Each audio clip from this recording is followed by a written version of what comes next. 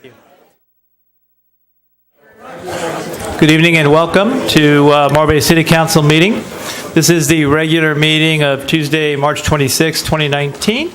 It is 5:30 p.m. We are at 209 Surf Street in Morro Bay, California, and I will call the meeting to order. We do have a quorum and ask for a moment of silence, please.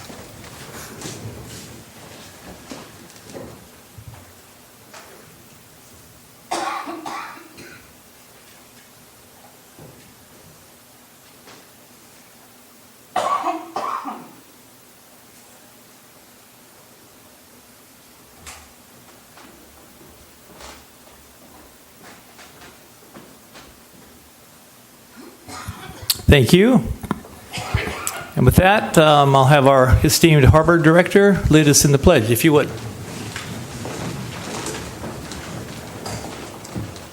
Ready? Begin. I pledge allegiance to the flag of the United States of America and to the republic for which it stands, one nation, under God, indivisible, with liberty and justice for all.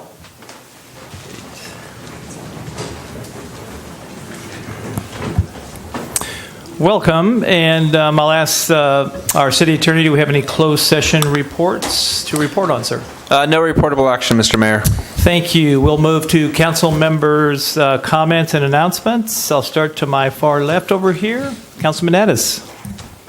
I do have one announcement, and that is that I'm trying to be a celebrity rocker for Rise Slow, which is an organization that works to end intimate partner violence. And so I'm raising money, and so I'm asking the public or anybody who follows me that they can go to my Facebook and donate. And so the money is not for me. It's for Rise Slow, which is a San Luis Obispo organization that raises money to end intimate partner violence. Great. Thank you. It's good to have Councilmember Davis back. Welcome back. We'll look forward to your announcements on where you were. Well, thank you. Without delving too much, I had an ankle replacement 2 weeks ago, and I'm making great progress. So I want to share with everyone that our local Coast Guard station is going to host an open house on April 20th. It's a Saturday. Chief Crochet and his crew want to show their appreciation to our community for the great support that we gave them during the government shutdown. They will provide refreshments. There'll be barbecued hot dogs and hamburgers and other things. This will all be on the North T Pier. The station house will also be open for tour, as well as one of their boats. They hope to do partner tours that remains to be seen. The Coast Guard Auxiliary will also be on hand with some displays, and they're trying to bring up an 87-foot cutter from Los Angeles for a tour. The chief will put out a press release shortly, and we will have information on the city's website and our Facebook page. And Chief Crochet asked that I once again thank everyone in this wonderful community for your support of our Coast Guard station. Great event. Look forward to that. Councilmember McPherson. Thank you. Welcome, everybody. Let me first remind you that the 16th annual citywide yard sale will happen April 4th through the 7th, and there's no fee to participate. So if you want to be listed on the map, stop by the Visitors Center or download an application at morrobay.org. Secondly, there is an event called the Blessing of the Fleet, which marks the beginning of the fishing season, and it's meant to ensure a safe and bountiful season. It will be held at the North T Pier on Sunday, April 7th at noon by the Coast Guard Station. And if you have any questions about it, you can ask our Harbor Director, Eric, and he will fill you in. And then lastly, I just wanted to mention that I attended a housing summit with colleagues of mine last Friday in SLO, and the keynote speaker was State Senator Scott Wiener. He's the author of SB 50, which aims to create more dense housing near major transit lines. He was very optimistic that we are beginning to turn the corner on solving the problem of housing, low-income housing in California. And it's clearly affected the entire state, including all of us here as well. And I just wanted to share with you one statistic that really hit home to me. He said that 1 out of every 20 school children in California is homeless, and that's a sobering thought. But he also made this comment, and it really was a great quote, and I want to share it with you. We can't have a safe society unless people have a place to live. So think about that. Great, thank you. Councilmember Heller. Yes, as a council person, I've been appointed by the mayor to represent the city at the county agency known as Integrated Waste Management Authority. For those of you who don't know, that's an interesting history. In the last year or so, they found that the manager who was running the authority was misusing funds. That manager has subsequently left the area, and there's an interim manager in place. So I'm attending the meetings representing the city, and it's an interesting process. We're interviewing a new manager to take over this county agency. The other thing I want to mention is we have a household hazardous waste location here for paints and so forth, and I believe there are 6 or 7 throughout the county. Our location actually has the largest volume of waste materials of any of the 6. So I'm happy to announce that that's the case. It's a very popular location. It's also something we may have to move as we move forward with the development of the water reclamation facility. So we'll be working with Cayuga Sanitary District and the program managers here and our Public Works Director to make sure that happens in the next few years. That's all. Great, thank you for that report. And I'll just remind the community, we do have community radio, 97.3, 107.9 The Rock. It is a 501c3 station that streams live and has live programming 24/7. They're having their annual fundraiser at Morro Bay Vets Hall, Saturday, April the 6th, 2019, right here. It's titled The British Invasion. So for you British rockers, I see a few Beatles fans out there. Not you, Erica, just everybody else. And it's going to be a great event. It's their way to raise money for ongoing programming. I think they do a great job. Doors open here at 5:30. Band starts at 6:30. They're going to have a silent auction, beer and wine, food vendors, 50-50 raffle, and lots of fun. So invite you to come out and support our local community radio station. Yes, indeed. I felt that hand. Regarding the blessing of the fleet, Tom Hafer put out an addendum. The start time is going to be 12:30. So it's okay for you to show up at 12 o'clock and kind of wander around and look at things, but the actual ceremony won't start till 12:30. All right, Mr. City Manager. Yes, real report. quick. The City Council will be hosting a second community forum for City Council goals for the next 2 years on Thursday, April 18th at 6 p.m. in the Community Center. We're still taking input online through our online engagement tool, Polco, and you can access Polco by going to the website polco.us/Morro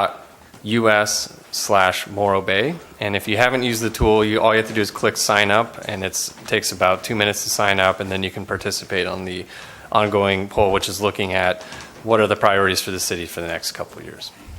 So far, we've received, all told, about 100 to 150 participants through that venue. Great. Thank you for that reminder. And with that, we do have a business spot. I'll welcome Leanne Vermillion to come on up. Leanne, looking forward to hear what you're doing with the Creatives Coach, new business you have. Welcome. Thank you. Thank you very much. Yes, my name is Leanne. My last name is Vermeulen. Oh, boy, I was close. That's okay. It's hard to pronounce and even harder to spell, so I just go by Leanne. We moved here 2 years ago to Morro Bay from Amsterdam. One of the first things I did was get a job. I work for the raddest newspaper on the Central Coast, the New Times. But I also reserve a couple days a week for my coaching practice, thecreativescoach.com. I became a member of the chamber probably in the same week that we moved here, and so I'm really grateful to the chamber and to the city council today. The Creatives Coach. So I work part-time. I reserve a couple days for my coaching practice. I think everybody here has probably had some experience with a coach, whether it's football, baseball, or diet, or fitness, or whatever. I call myself the Creatives Coach, and that is because in my experience, I have always worked with people with a creative profession. I'm trained and educated as a musician, a songwriter. I have a gold record. I founded a music school in Amsterdam that is still running 20 years later. And I've worked with entrepreneurs with creative professions. Now, since working here, moving here to California and living here, I've also started working with people who think they're not creative. So what I do is I work with people who think they're not creative, realize that they are. We work together and we work on creative solutions to their challenges in life and business. Recently, I've also been working with groups. I spend also very limited time with one-on-one clients, but I also work with groups, with organizations, schools, and businesses who would like to get their group on the same page. I even offer a workshop called On the Same Page in One Day, and it's been proven very, very valuable. They're fun coaching exercises. I use creative approaches, creative processes. We get to creative solutions, very, very practical. Might even be something for the city council, who knows. But what I do really as a creatives coach is bring my personal flavor to someone who has real life problems. Whether you're an entrepreneur or you have a business or organization, we all have challenges that we have to meet, particularly with life and business challenges as parents or daughters, sons of parents with children. I look to see what your challenges are, what your goals are, and how we can meet them. I do that by helping you create a vision, a step-by-step strategy, mindset, skill sets, but most importantly, how to be a sustainable entrepreneur, business person, and person with personal relationships in love and business. So my website is The Creatives Coach. That's with an S.com. My name is Leanne. Feel free to reach out to me. Thank you. Leanne, is there a phone number for people to call also? Yes, absolutely. 805-801-2022. But it's more informational if you go to my website, and there is a form that you can fill out and send me an email. And then what I'm mostly interested in is knowing what your biggest personal or professional challenges is right now. Great. Thank you. Thank you. Thank you. Look forward to that new coaching business of yours.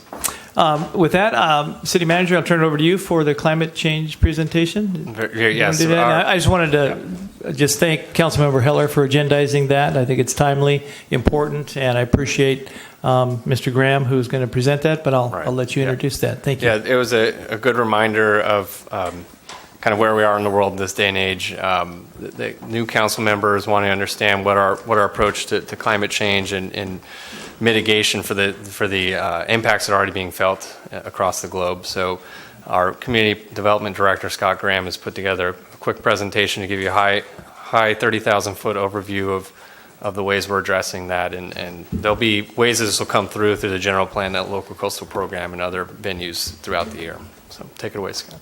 Thank you, Scott. So this is going to be more along the lines of how we're integrating climate adaptation into the city's general plan. We have a community vulnerability and resiliency background document for the general plan. It's several pages long. There's about half of it's tables in the back. I'll show you a slide of it in a minute. And it's sort of the background document and the base document for our resiliency planning that is sort of strewn throughout the general plan, draft general plan update document, Plan Morro Bay.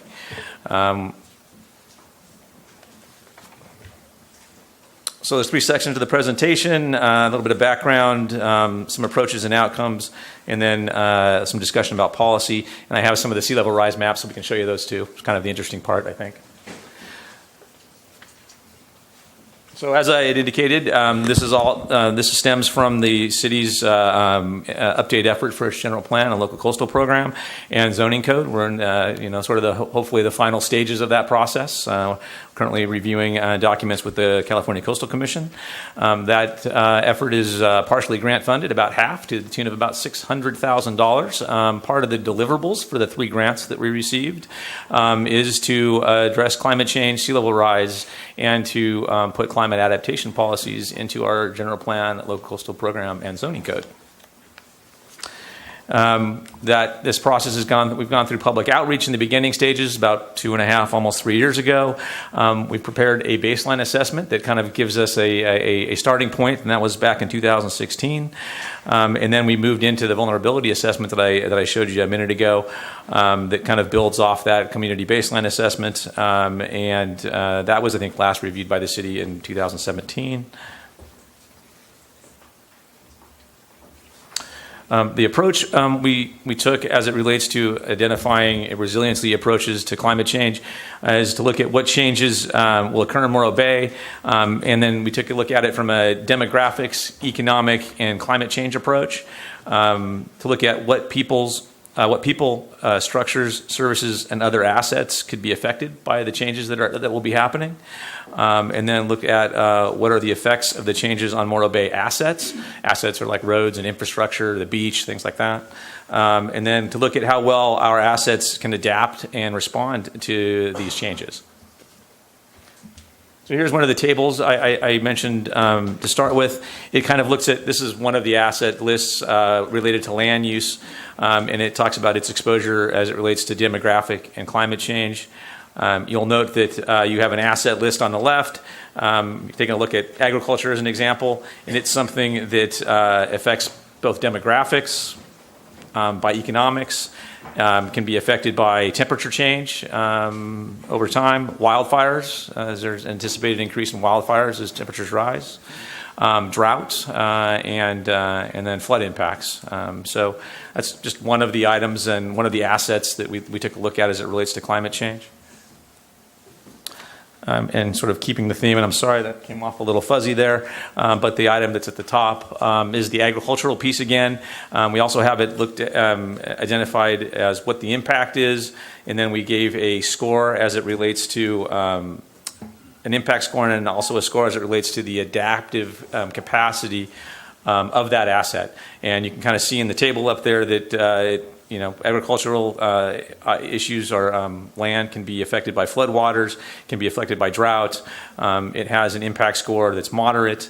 It talks about adaptive capacity as it relates to that, and talks about, you can do things to, if you have large storms, to direct floodwaters away from agricultural lands if you can't, but that can be very expensive.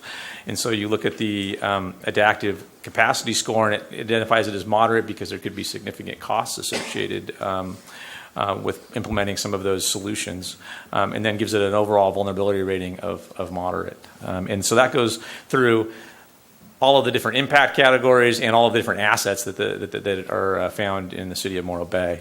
This is just one example of the classification section. Conclusions that come out of this, it talks about, from the land use standpoint anyway, talks that age and the limited supply of housing can affect our housing prices and availability. This is not a climate adaptation issue. This is more related to demographics. Talks about, second item there is low cost accommodations face long-term risk from sea level rise. Our lowest cost accommodations are our campgrounds, and those reside in the lower lying areas of our city. Some of our RV parks also in the lower lying areas of the city and are substantially vulnerable to flooding. So those are high at-risk amenities that are in the city. And then another item there is hillside neighborhoods and their vulnerability to landslides from as it relates to increased storms and more loading of water into the hillsides. Infrastructure conclusions, populations, new jobs, and visitor growth so the idea here is that population over time, this is a 20-year document, are going to grow. Our jobs are going to grow. The visitors coming to our city are likely going to grow, and those can have impacts that stress our infrastructure system, obviously water, wastewater, roads, that type of thing. We can experience shortages as it relates to electricity from increased heat days, maybe not so much in Morro Bay, but maybe elsewhere in the state. Our roadways are also vulnerable to these same things: increase in heat, increases in flooding, increases in population. And then another example related to infrastructure is city's wastewater treatment plant, located in a highly vulnerable area where it's subject to flood and sea level rise and tsunami inundation and those types of things. One of the things I thought was an interesting slide that was interesting diagram that was in the vulnerability assessment was extreme heat days. You don't really think about that much in Morro Bay. It's relatively moderate climate. It's fairly calm. Extreme heat days, as defined in our document, are days that exceed 82 degrees per year. Currently, we have about 14 of those a year and expected to go up to between 20 and 40 moving out into 2040. Natural resources can also be affected by climate change. You're talking about creeks and wetlands, vernal pools, the estuary itself. All of these things can be threatened by drought, sea level rise, and flooding. Climate change can also have effects on how our natural areas and our wildlife corridors exist. We don't have a lot of wildlife corridors in the city, and so any small change to those areas can have dramatic effects on wildlife in and around Morro Bay. Effects to parks and recreation and open space. Again, back to our growing senior population. As the city's population grows, we have about 23% of our population is age 65 or older. That can stress resources. We need to be able to plan further out. We need to plan for all demographic and age ranges for our services and the recreational programs that we provide. Wildfire, flooding, and other natural hazards can threaten the scenic value that we have in town if we have fires and or we have flooding and those types of things. So as sea level rises, we have less of a beach.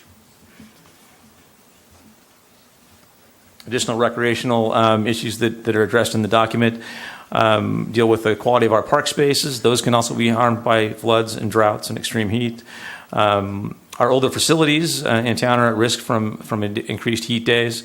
When it gets hotter outside, you stay inside more, but most of our buildings are fairly old and don't have air conditioning, so maybe it doesn't give you the respite that you might otherwise get elsewhere. And then again, sea level rise threatens our beaches and our coastal recreational areas. Water quality.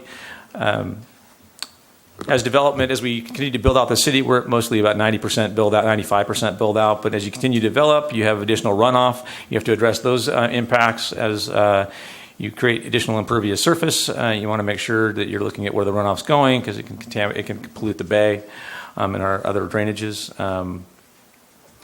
Climate change will tend to make our water sources less reliable over time. So diversification of water resources is key. It's moving forward. And then again, back to the runoff can affect the quality of our creeks and our estuaries.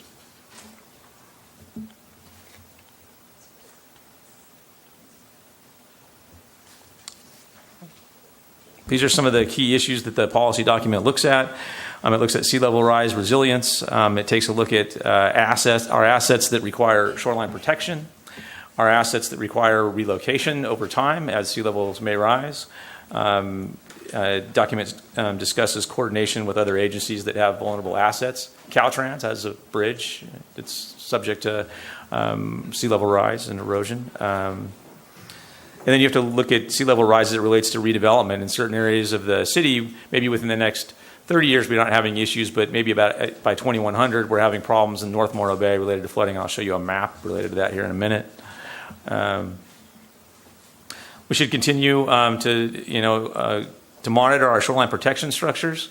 You think about the whole area that surrounds the rock. It has revetment all the way around it. That is an area that you'll see in the sea level map here in a minute that is vulnerable to sea level rise and overtopping. And so looking at the revetment that surrounds that and possibly raising that area above so we don't get overtopping as sea level rises maybe it will be important. And one of the things you might not think about is, it's I think near and dear to Morro Bayans is commercial fishing industry, and how do you, assist the transition for that industry, and how do you help them adapt to climate change, and as a result of climate change, potential economic impacts, and that's something we need to keep our eye on. This will be the first map that shows you the three areas that we looked at for sea level rise. The first two at the bottom of the map are really the Embarcadero, and then the area that surrounds the rock and where the revetment is out there, and then at north end of town, in the area where the bridge is out there, because those are some of the most vulnerable assets that we have in town. We took a look at sea level rise at 2050 and then again at 2100. Here's the map at 2050 for the area. On the right-hand side of the map on the board would be where the wastewater treatment plant is. And then to the left of that gets in the area where Beachcomber is. And at 2050 levels, you see some areas where beach erosion would be taking place, but largely our residential lots remain intact, and the area to the east of Atascadero Road remains intact, or the Embarcadero. You do see a little bit of flooding moving up adjacent to that area. We move to 2100, you start seeing lots on Beachcomber affected by potential sea level rise. And so that means when you're approving development moving forward that we need to take a look at that, because it's development that might be around then. So you have to develop policies that address vulnerability on down the road. And so those will be policies that will be pushed out into the city's general plan and zoning code. Going back to the area in the harbor, at 2100, you see most of the facilities in the harbor look pretty good, but you'll notice on the left side of the map there, you'll see a lot of overtopping and erosion taking place in the area where the rock parking lot is, and that's what I was talking about earlier, where we might have to look at revetment and solutions to raise that parking lot area so we don't experience flooding and overtopping of that area. I'm going to leave it with that last slide there, and if you have questions, comments, I'd be happy to take them. Thank you, Scott, for the presentation. I'll open it up. Any council questions? Councilmember Heller? Yeah, Scott, thanks for the presentation. I appreciate it. Most of this information is from what source and how current is it? It's kind of a moving target in today's world, so. So that's a fair point. Most of it is derived from the baseline documents for our general plan and local coastal program update. The vulnerability assessment is as of March 2017. We are looking at one of the, specifically related to sea level rise, is kind of the H++ scenario, which is really the worst case scenario. That came out of our last round of grant funding. We don't have draft maps back in, but they are complete. And our consultant, Michael Baker, is reviewing them, and we expect to have them by week's end. And so a better idea about what those scenarios look like and sort of the worst case scenarios for sea level rise. On this slide right here, Mr. Graham, the little chart here, yes. It says the source is National Research Council and National Academies, 2012. Is that your key source for sea level rise information, or is it NOAA, or where is this coming from? So that comes out of so that when we started this process, that came out of the document that was that we were directed to use for the sea level rise analysis. Now they've since come out, Ocean Protection Council and Coastal Commission have since come out with new direction, and now we're following that and folding that into the update. Okay. And the other question I have is, I have friends who live in the cloisters and the beach tract, and I'm convinced they're going to be flooded or sea level rise impacted. So it's an ongoing, not really a joke, but it's an ongoing discussion. But I don't see that here. So those areas are not threatened by, in terms of the information we have, Yeah, it's there. are not threatened by sea level rise or flooding? So the Beachcomber area or the beach tract is on the left side of that map, and you show inundation for the lots that exist there at 2100. And while, many of us may not be around then, the structures that folks live in today will be around. And then applications for development will continue to come forward for remodeling of those homes, for additions to those homes. And so we'll have to have policies that address, in our documents, that address what happens as sea level continues to rise. And if we're experiencing these types of impacts, meaning inundation, erosion of our beaches and those types of things. And it has, our documents currently have us looking at, redoing, looking at sea level rise and updating our numbers every 5 years currently. So that's the way that the draft document's laid out. So we have our eye on the ball, and we keep revisiting it to make sure we understand what those impacts are, and that we can adapt, quickly as things change. Because so I was mentioning a minute ago where Ocean Protection Council came out with the latest direction as it relates to sea level rise, and we're using that in our update to the document now. But it took them a long time to come out with it because just of what you said, the science is changing rapidly. And every time they were getting ready to hit, release on the publish button, new information would come out that either sea level rise was worse or they weren't taking into account certain factors, and so they were constantly changing the model. It's my understanding of talking with Coastal Commission staff. So, it's something we have to keep our eye on. And in our document, the implementation section of our general plan, LCP, Plan Morro Bay, has us do that. So we should look at it every 5 years, you think? That's what the direction coming out of it says, is you should be looking at this, and by then we might have something that's a little more global out there that's taking a look at it for us. Yeah. We have several models out there that are being used. So okay, thank you. Sure. You just answered my question. I wanted to make sure that we were going to continue monitoring this, and because I know how fast the science is changing. So thank you for telling us. Thanks. Great. Questions, Councilmember Davis or Addis? I don't have a question, but I do have a comment. Certainly, go ahead. Yes. In September of 2017, I attended a ribbon cutting for a major realignment of Highway 1 north of the Piedras Blancas Lighthouse. It was a $20 million project that moved 3 miles of highway 500 feet inland of the old roadway. And the work was done to move the highway away from a section of coast where the ocean is eroding the shoreline up to 5 feet a year in some areas. And I remember riding my bike through there. There was a section where waves broke over the highway, and I would have to time it so that I could cross the bridge between wave breaks. One of the speakers at the ribbon cutting was Tammy Grove, who is Coastal Commission's Transportation Program Director. And she praised this project as a poster child example of planned coastal retreat. And she praised Caltrans for taking the action to deal with sea level. And I was impressed by Ms. Grove's remarks. One, it drove home to me that the twin specters of sea level rise and coastal erosion are core values for the Coastal Commission. They are fundamental drivers for the decisions that they make. And two, it validated for me the decision that our city made to move our water treatment plant inland away from the coastline. So I just wanted to... Thank you. Thank you for presenting that to us, Scott.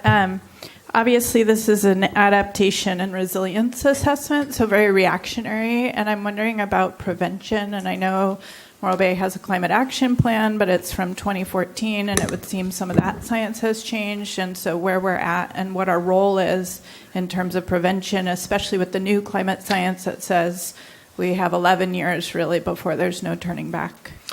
Climate action plan, that's great. We are, our climate action plan was developed with our partners in the county, the other jurisdictions.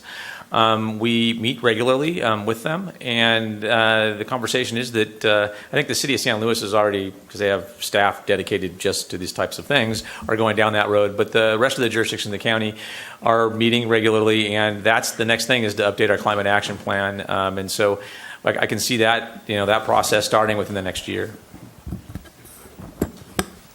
In addition to that, the city did join the Monterey Bay Community Power Authority, and will be rolling out for next year's implementation.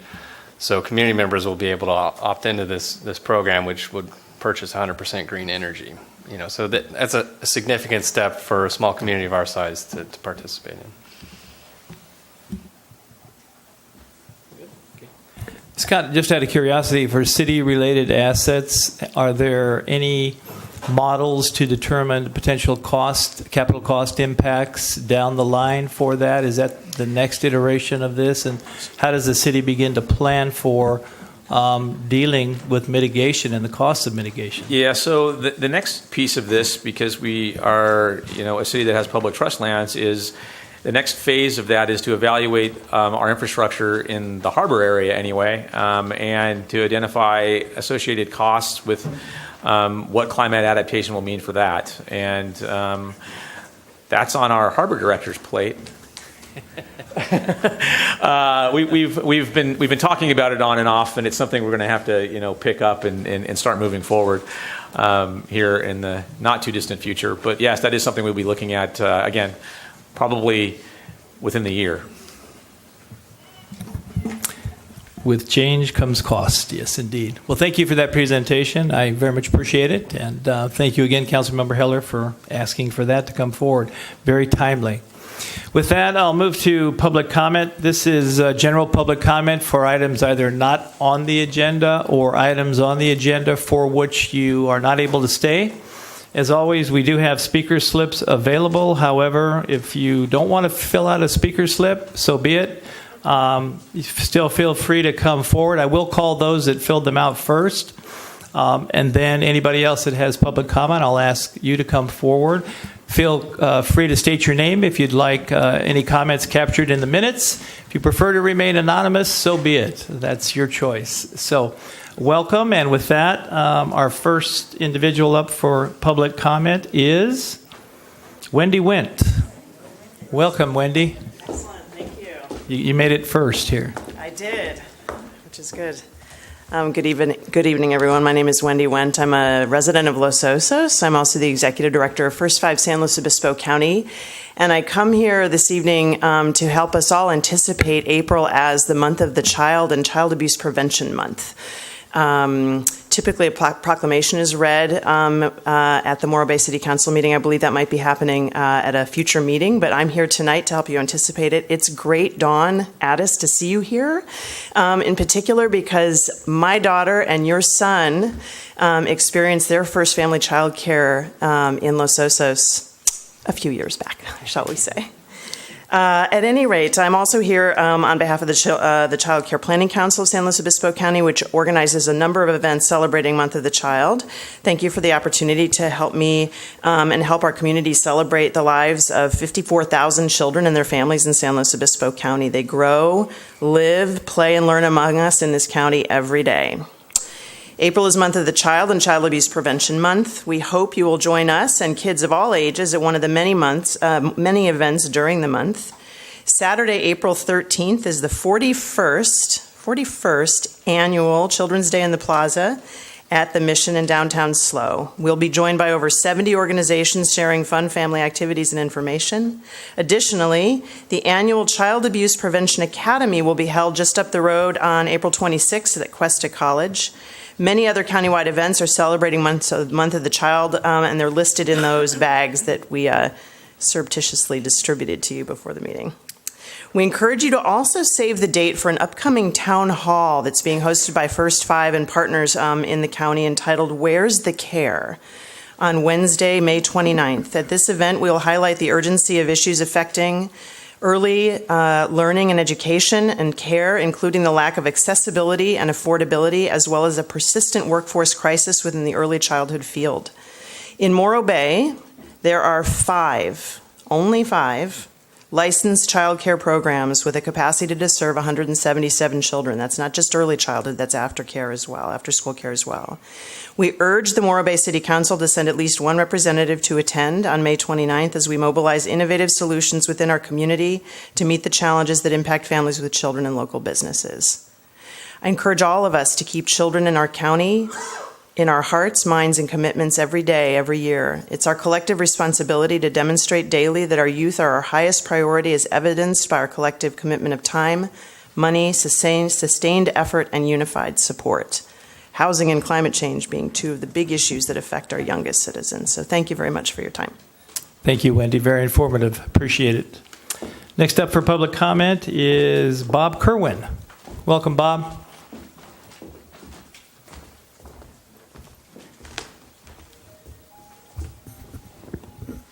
My name is Bob Kerwin, and I'm representing the SCORE San Luis Obispo County chapter. SCORE is a nonprofit with only one major goal, and that is to help businesses grow and prosper. We all believe that in the near future there will be significant infrastructure work needed in our communities. At times, some of these activities will impact adjacent businesses. It'll be more difficult for their customers and employees to access the business. Recognizing this, SCORE chapter has created a booklet that identifies a number of actions that business owners can undertake that will help their businesses retain existing customers and perhaps get new customers. I've provided Major Heading, the council, and City Manager Scott Collins with copies of these booklets. Having worked with many cities and city managers, I recognize that they do everything they can to minimize the impact of infrastructure improvement on businesses. We believe SCORE is an additional asset for all cities and businesses. My being here today is to make sure you're aware of this new service and that we're prepared to provide these booklets to any business owner that might need our help. SCORE also offers face-to-face mentoring and workshops. We'll continue to provide all our services to any existing business or any person that wants to go into business for the life of their business. We're now offering mentoring sessions and workshops in the North County, and I'm reminded that we had a workshop here in Morro Bay a day or two ago that went well. I would also like to take this opportunity to remind everybody that all SCORE services are free. No client ever pays for a SCORE service. In closing, I'm happy to announce that SCORE National has this year announced a new top award, and you're the first city to hear about it, the Diamond Service Award. In 2018, our chapter received its 5th consecutive Platinum Award, placing us in this new category, and again in the top 4% of all SCORE national chapters, 300. PricewaterhouseCoopers recently released the results of the 2018 SCORE Client Satisfaction Survey, and I'm pleased to report that we were number 2 in the nation. Thank you for this opportunity, and if any of you would like further information, I'd be happy to discuss what SCORE can do to help your businesses prosper. Thank you very much. Thank you, Bob, and thank you for the work that your group does, and we congratulate you on achieving, again, top 4% in the nation. Thank you. Exciting. Next up for public comment is Aaron Oakes. Aaron, welcome.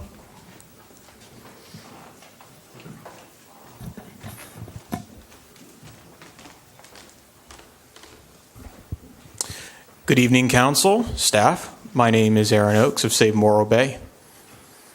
When it comes to life and death, seconds matter, minutes matter, and that's why we should be appreciative of our local emergency services with the fire department captain, Fire Chief Knuckles, and Police Chief Jody Cox. And today I'm going to put a spotlight on the Morro Bay Police Department. They are one of the most appreciated departments in our county, but one of the least paid departments. And that's a problem.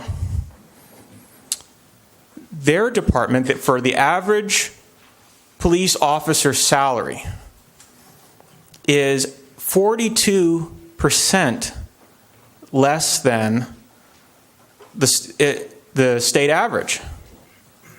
And that's a problem. And 62% lower than the national average. That's even a greater problem. For all the things that the Morro Bay Police Department does, for all the selfless sacrifices that they make, for everything they do for our community, I feel that they're still underappreciated in many respects. And for example, we need to put a spotlight on our growing homeless problem, mental health crisis. And I had a lot of people stop me on the street yesterday and were talking about the issues that they had in Morro Bay regarding homeless individuals that come up to them and bother them and harass them, and other individuals in the community that suffer mental health crises. And we need more funding for the Morro Bay Police Department so they can adequately address these issues in a humane and compassionate way. And I feel that the salaries that they're receiving for all the services that they provide on an extremely limited budget, it's still deeply unappreciated and underappreciated. And I feel that we need to come together as a community and have a robust discussion on how we can protect and serve them while they continue to protect and serve us selflessly. And lastly, I think we need to talk about our fiscal policies and our prioritization. And instead of going on these lengthy trips to Washington, D.C., we need to put that money toward our police. Thank you. Thank you so much. Appreciate that. Next up for public comment is Nicole Dorfman. Nicole, welcome.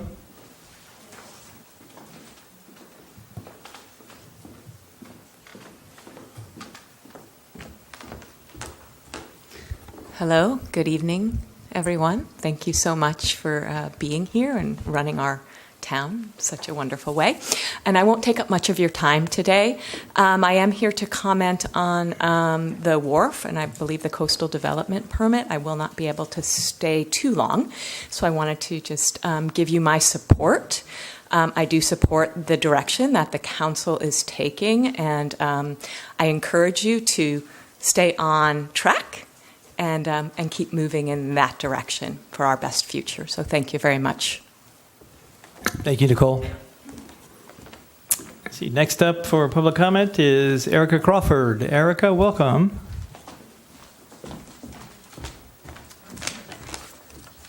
Thank you, Mayor, Council, City staff. I have a little flyer that I just wanted to talk about. We are doing, SCORE, as we all know, is a partner with the Chamber to provide business workshops, and they did a great job with the last bookkeeping for small business. And our next workshop is tomorrow night from 4 to 6 at the Morro Bay Golf Course. This time we're partnering with the Women's Business Center. This is a free workshop. This one in particular, we're encouraging all businesses, nonprofits, and government to join us. The topic is creating an irresistible company culture. The speaker is Tracy Hosey. She's the owner of Brown Butter Cookie Company. Some of what she's going to share is what she's done to create a culture that values efficiency and customer service, which reduced staff turnover and improved the bottom line of her business. If one is interested but unable to make it, this will be live streamed again on Facebook and stored on the Chamber's Facebook page for reference, and that's along with all the other 4MB workshops. We want to make sure that every business knows that they can access this resource library that we've created thanks to the 4MB partnership with the city and our regional SBA business education partners. And a quick announcement, I just wanted to also share that the Chamber did release an RFP for the farmers market. It closed on Monday. We have now received 3 applications or proposals. I've got a group of downtown Chamber member business owners who are directly on the footprint of the market who will be reviewing those proposals on Monday, and they'll be making a recommendation to the Chamber Board's Executive Committee, who will be the ultimate decision makers. So I just wanted to let you know we're on the path. We're getting close. Thank you. Thank you, Erica. Appreciate that. Next up is Ed Boyes.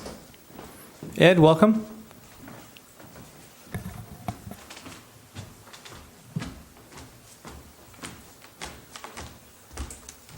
Hi, Council. My name's Ed Boyce. I'm a resident of Morro Bay, and I have to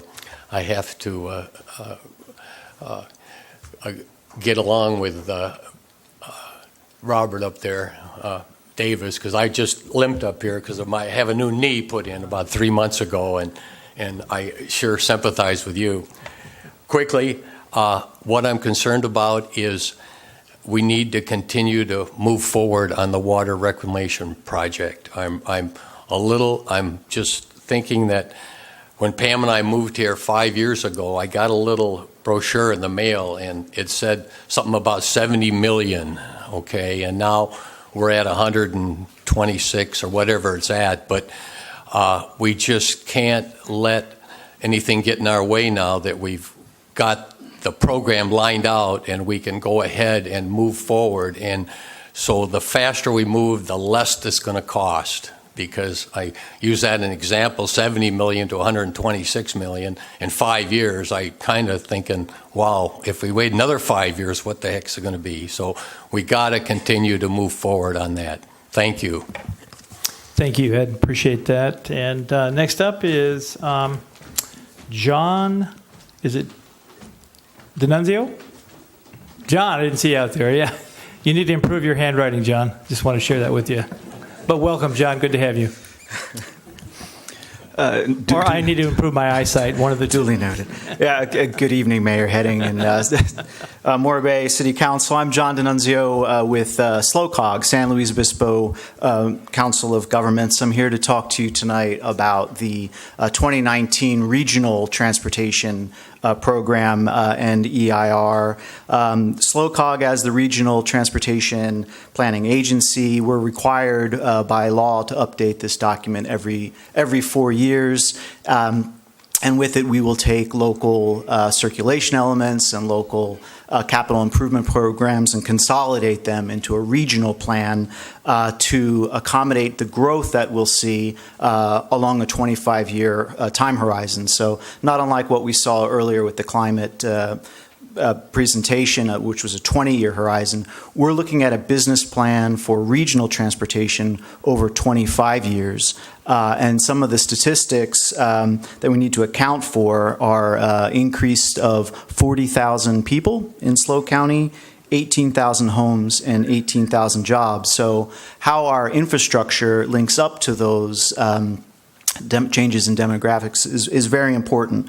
So this plan and the EIR outline those. It's broken into sections like our policy elements that has vision and goals, a financial element to constrain it within the amount that's available, action elements, sustainable community strategy, as well as the EIR. And we've worked with input from steering group, from advisory council, and including Morro Bay staff from Public Works, Community Development Services, and the Harbor District.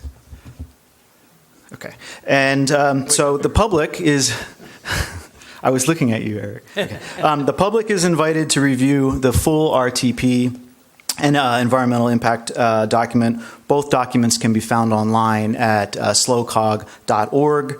And can email in at rtp@slocog.org or eir.org. And we like to have comments due by April 22nd by 5 p.m. I guess I would emphasize this is important. I mean, in the news recently, there are a number of regional projects out there, like the 227 Los Ranchos intersection was in the news, as well as the El Campo intersection on Highway 101, the 46 East, the flyover that's proposed, and in the pipeline at the Y, as well as the Welsona Road undercrossing. I mean, these are all the kinds of regional projects that we discuss in this document. And tonight, your colleagues in Aurora Grande are talking about the Briscoe Road interchange, and they have a very tough decision to make between a lower cost signal and a higher cost roundabout, which is not unlike some intersections that we have in this community.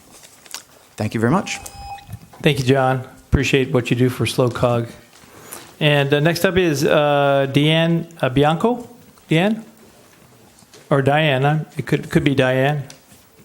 It is Diane. Thank you. Welcome. Hello. I am Diane Bianco. I've been a full-time resident of Morro Bay since 2004 and a part-time resident for many years preceding that. And my purpose tonight is simply to cast my support for the City Council in your attempts to get a wastewater treatment plant built here in Morro Bay.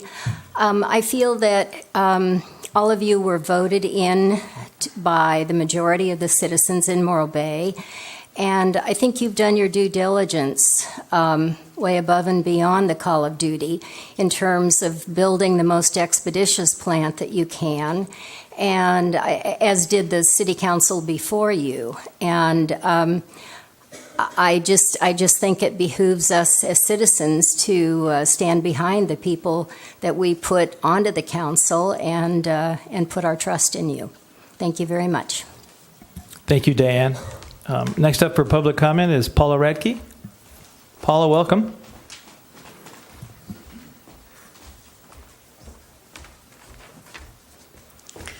Hello, my name is Paula Radke. I've been a resident and a business owner here for over 30 years. I have one question tonight, which I know you can't answer. It's a rhetorical question, okay? As elected officials of my local government and in this democracy, do you believe that the end justifies the means? Or again, as an elected official, do you believe that due process is as important, if not more important, than the results of that process? You have all but eliminated our right to public hearings. Public hearings are not a favor for which you can substitute meetings like this. We are entitled.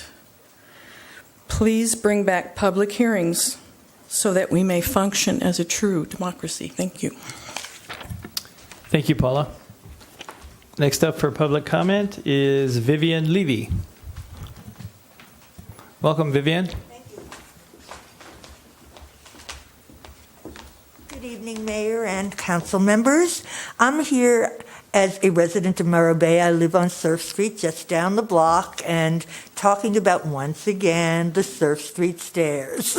I've been doing a little bit of research on them, and historically, they have an interesting perspective. They were built in the 40s by the Navy to provide transport for their naval base, which was housed in the housing across the street from here, to get down to defend our country during World War II and the coastline. So that said, we no longer have that transport. I'm from New England. It's tempting to sort of give everybody sort of garbage can tops to go coasting down, but then how would you get back up again? I think that basically looking at some other possibilities of the stairs. I know that the city is very realistically looking at a HEAP grant to remodel the facility we're standing in now, and I was wondering if it might be possible to wrap in some of the construction costs for the stairs into the HEAP grant in renovating this building. The other thing that came up in conversation with my friend who is speaking after me the other day was Cal Poly is an amazing resource in the county. They have an architecture school. They have a school of engineering. And all of their students are required to do, in order to graduate, a project. This would be an amazing project. It would be ADA compliant. They would have to work with the city manager and city planning offices. It would require it would concur with all their course requirements and help us really eliminate a lot of cost incurred. We might get away with like just materials as opposed to planning costs. That's all. Thanks, guys. Thank you so much. Next up, Dr. Leola Dublin Macmillan.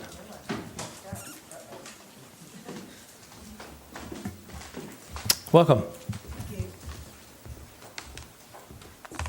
Good evening, everyone. My name is Dr. Leola Dublin Macmillan. I am a very new resident of Morro Bay, and I do some social justice work in the community, but I'm also adjunct faculty at Cal Poly.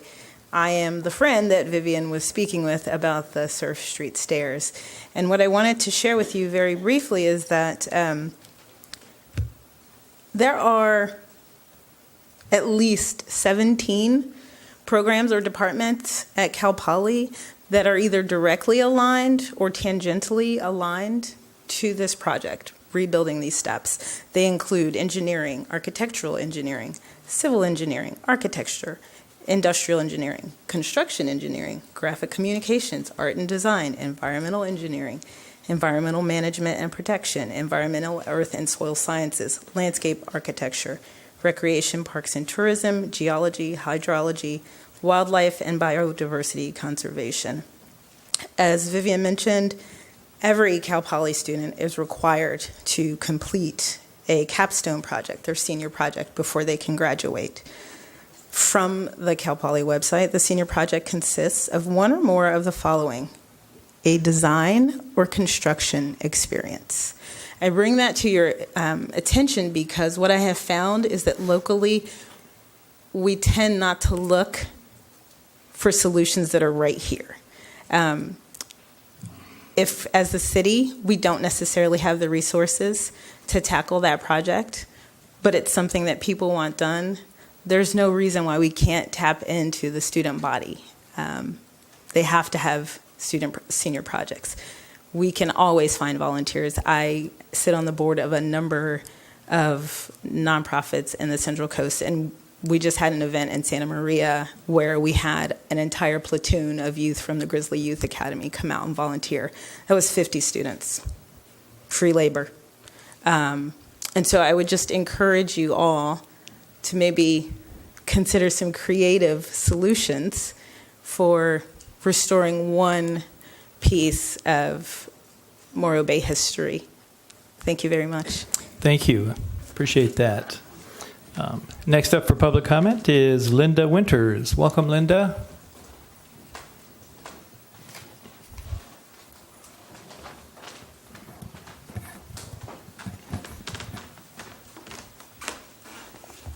Thank you. My name is Linda Winters. I'm a resident here in Morro Bay for the last 25 years. I'm also a mobile home park resident, and that's my subject for tonight. I'm going to read off a list of numbers: 700,000, 513,000, 15, 452, 525, and somewhere between 750 and 1,000. Now let me explain what those numbers actually entail. 700,000 is the number of mobile homes in the state of California in organized mobile home parks. 513,000 people live in those mobile homes. 15 is representative of the number of mobile home parks in the city of Morro Bay. 452 is representative of the mobile home spaces in Morro Bay. 525 RV spaces, 750 to 1,000 people that live in all of those. Mobile home park living is our solution to affordable housing. It is one of the last bastion of affordable housing. I thoroughly and totally encourage everyone here to look at that in deep seriousness. We have a crisis going on, and we have a very wonderful solution right in front of us. And because I happen to live in a mobile home park, I would love to be able to keep the mobile home rent stabilization ordinance in very full strength for all of us that live here. The city of Morro Bay, I would love to build a line of communication, not only with the mobile home park that I live in, but with all of the mobile home parks, so that we can have an open line of communication and feel like we have a safe and wonderful place to live. This brings me to the first two numbers that I was saying, the 700,000 and the 513,000. That's the population of the people. There is an ordinance, not an ordinance, a law going before the State Assembly. It is AB 705, which is authored by Mark Stone, and it is a park closure ordinance, and it's trying to help to ensure that when these mobile home parks are being bought up by big developers, that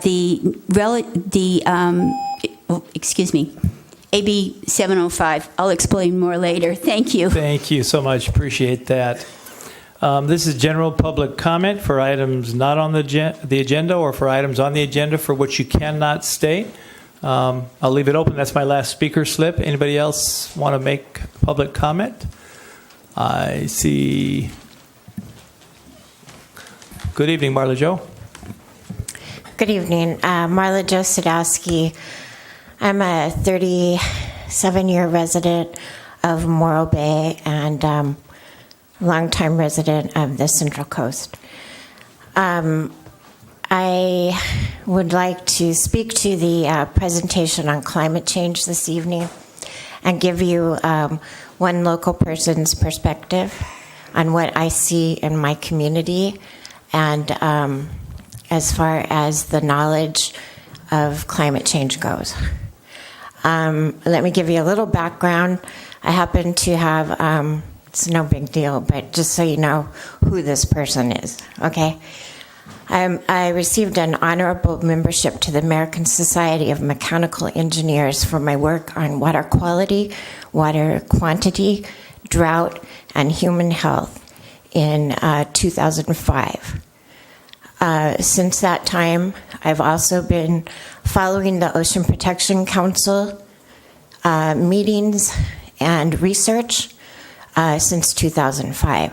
So I've tagged onto my water quality, water quantity, drought, human health. I have tagged ocean health as to my personal private interests and studies. I am up here today. I'm not speaking to the wharf project that's on the agenda later today, but I am speaking to climate change and the presentation and the discussion that was the council brought up about the wharf project. In my opinion, the project that we are doing now has many flaws, but the two most important flaws that make it not a candidate for a climate adaptation and climate mitigation project are, number one, the direct correlation between greenhouse gas emissions and ocean acidification is a well-known fact. The state is in effort to reduce emissions from greenhouse gases to 0%. This project that the City of Morro Bay is doing increases the greenhouse gas emissions from the current existing wastewater treatment plant exponentially. There has not been a study to inform the citizenry of what that energy greenhouse gas increase is. We've missed the ball on that. The public should have had that information. Number two, the injection wells. At the current time, the sea level rise impact studies being done by the California Fourth Climate Change Assessment were not released. They haven't been released on groundwater. Thank you, Marla Jo. Or sea level rise impact on saltwater intrusion. Thank you. To mess around with our aquifer is ludicrous. Thank you. Public comment is still open. Any members of the public wishing to come forward? Welcome, David. Good evening, Mayor and Council. Glad to see you. I read a lot of stuff put in on C1 tonight, and a lot of things come out. A person up here was talking about trust and how we should trust you and all of that. Well, my trust was crushed long ago when the project came to the point where we were left out of the whole thing. We had workshops where we had all kinds of glitzy stuff, much like the power plant presentations, to get the people to believe something. And people are believing things, and you read in the letters that for C1, people talk about the water that we're going to get. Well, that's not proven. One thing. Another thing to me is the infrastructure of our city needs to be fixed. I mean, just go through the videos of our crushed sewer lines that are letting millions of gallons run through our sewer plant. Do you understand that we have to pay for that water to be processed? We went through this with the MTB spill back in 2004 or whatever it was, and it showed us how bad our sewer line was broken.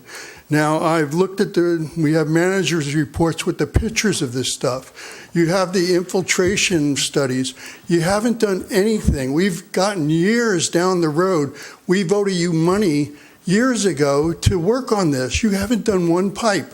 Now, from what I understand, the last meeting I was at, the engineer said we're building a sewer plant with a 2 million gallon a day capacity. Now, we've lost our partner, Cayucos, which I came here years ago and said, look, they're building for around $50 million, and I was mocked from people that were in charge up there. So that's some more of my trust out the window. We've had good people here trying to point this project into the right direction, and you people decide not to listen to anybody except these consultants that we paid millions of dollars for, that our friends in Cayucos spent $0 on consultants because they had enough common sense to put the thing out for information, and people came to them with their sewer plants that could be installed. We had to build, it's like building a car. It's stupid. It's like going to AutoZone here and buy part piece by piece and building a car. That's what you've done to our sewer system. A $30 million conveyance system to put it over here, which I have my real serious doubts about. You better measure how close you are to the estuary, because Los Osos was shut down. They had the whole lot bulldozed and ready to go. And then somebody realized, gee, they're awfully close to the estuary. Well, ladies and gentlemen, go walk from where you're going to put the sewer plant to the corner, which is across from the Blue Heron. That's the estuary. You're in trouble. Thank you, David. Public comment still open? Welcome, Richard. Richard Sadowski, citizen Morro Bay. For like 4 years, I sat on the wharf CAC and had a question regarding the infrastructure. Now, Chris, this is the argument that you're going to have to present with the city. The city had a facilities master plan. Basically, in that facilities master plan, a study is mentioned. That's the Cleveland Associates study. In that study, the city staff and the consultants basically,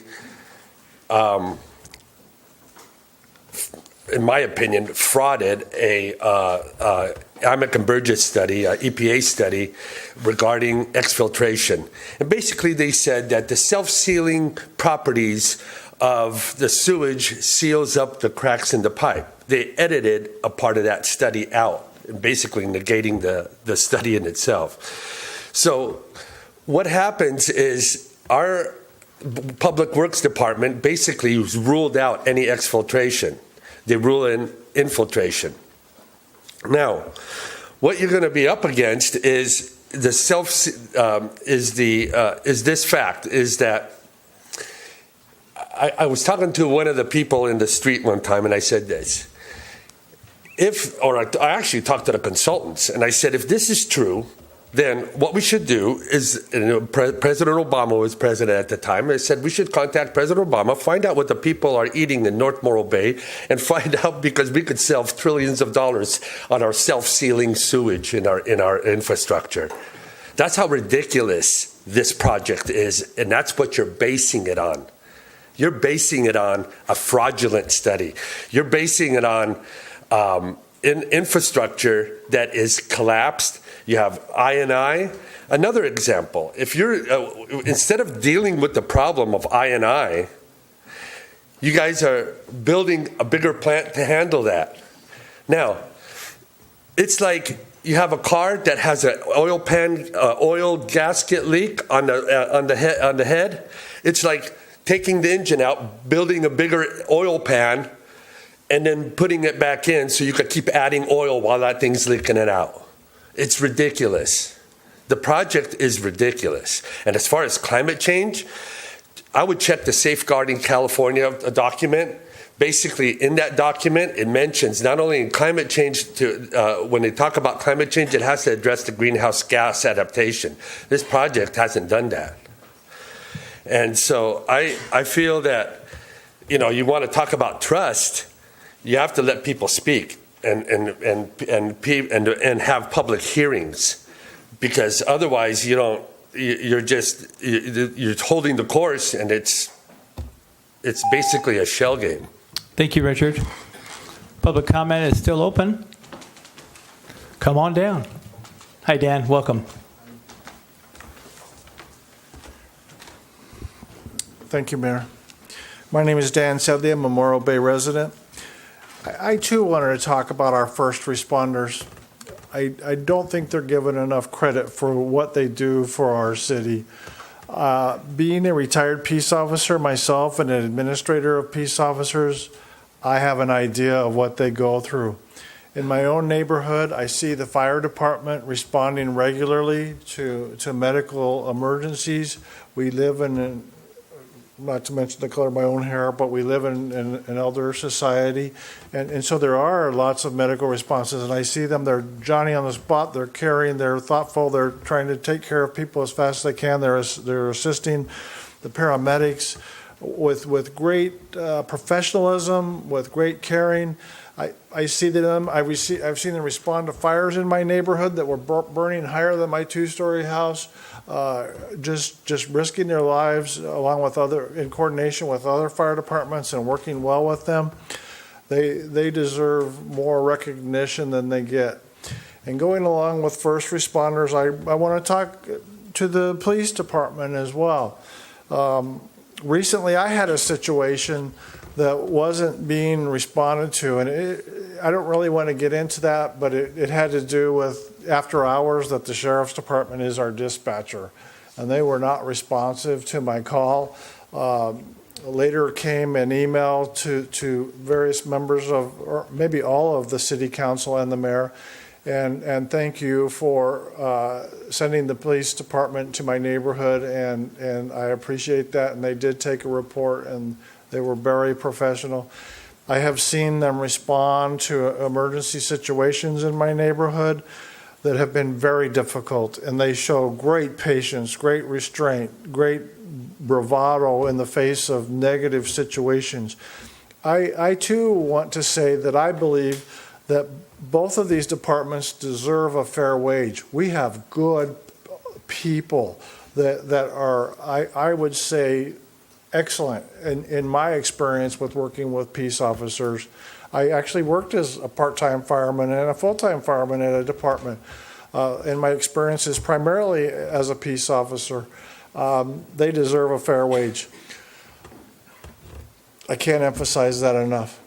Lastly and leastly, I see that the City Council still has not agendized providing reasonable seating for the audience. I consider it to be prohibitive to attend these City Council meetings. I see everybody with their comfortable chairs up here, but yet we sit in the hard chairs for sometimes hours on end, and no one agendizes that. It never comes forward. Everybody goes, yeah, that's a problem, but we don't have the money or we don't have the time or something.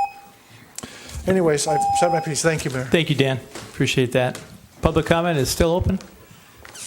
Anybody else for public comment? Come on down.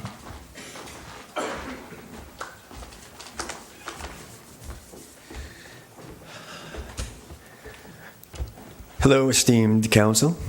I'm Dead Air Dave from 97.3 and 107.9 The Rock. Our Central Coast nonprofit, non-commercial, community-funded radio station. And currently, we are in the midst of our annual fund drive. Our goal this year to stay on the air serving the community is $20,000. Currently, we've raised about $5,000. And there's only a week and a half left in our fund drive. So you can see we're having some trouble here. Is this my camera? All right, everybody. I'm talking to all of you and you.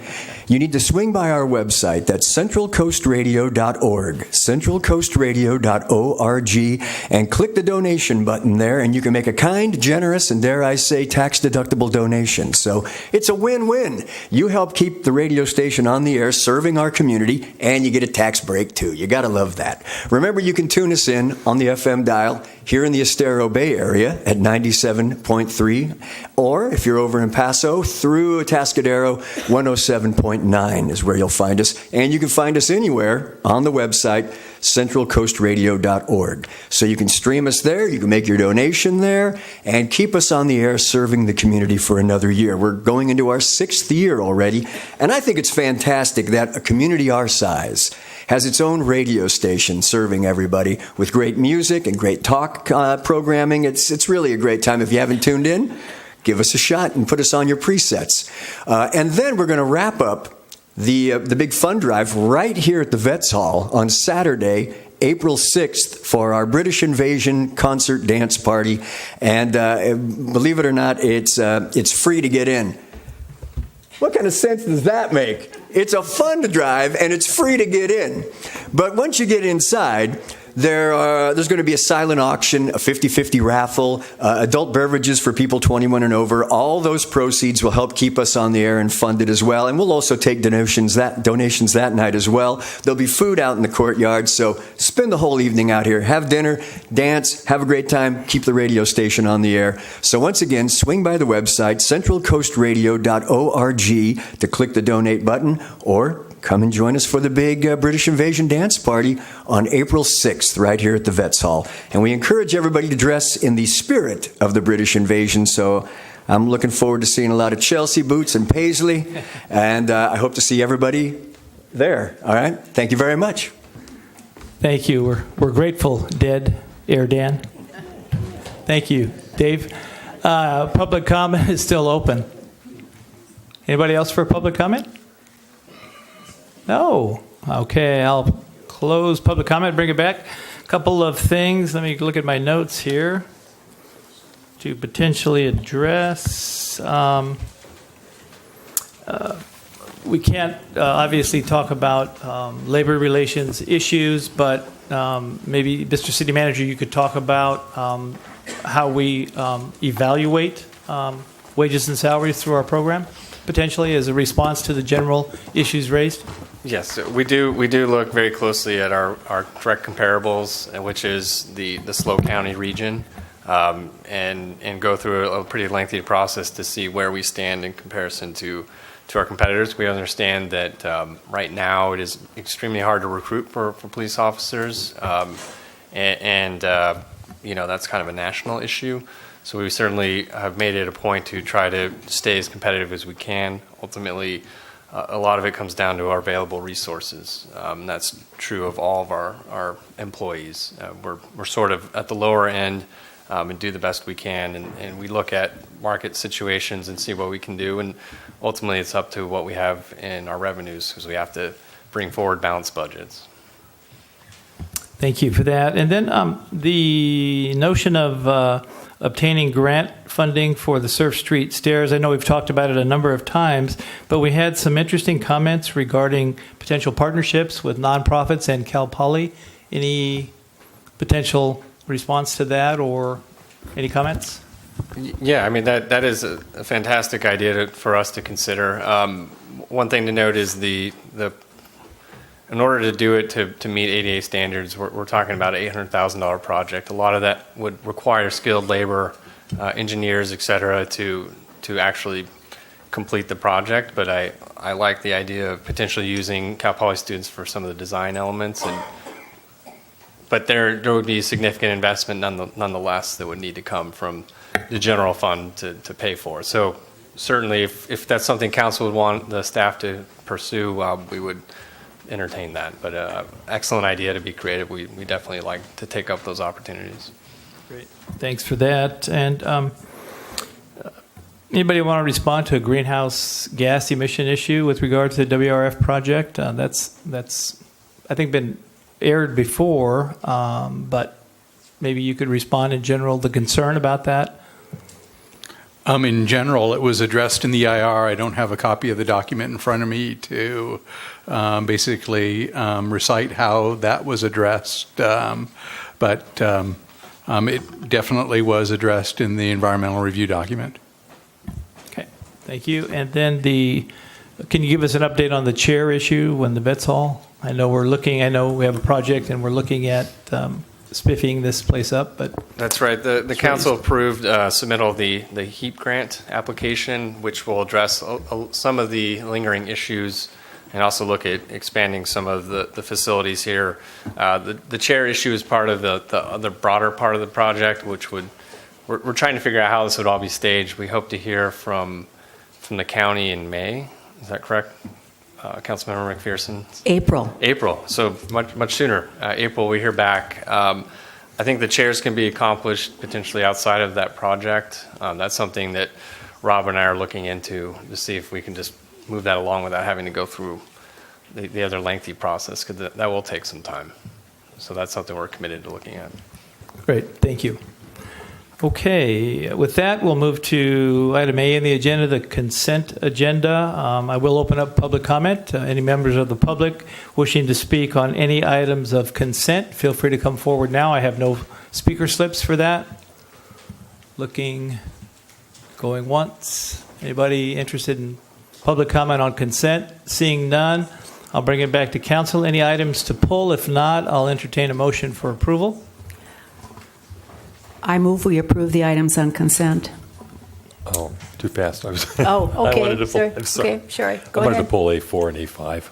A4 and A5? Yeah. Okay, so A4 and A5, and then any others? If not, I'll entertain a motion for A1 through A3 approval. I move we approve items A1 through 3. I'll second. We have a motion by Councilmember McPherson, second by Councilmember Addis, and roll call vote, please.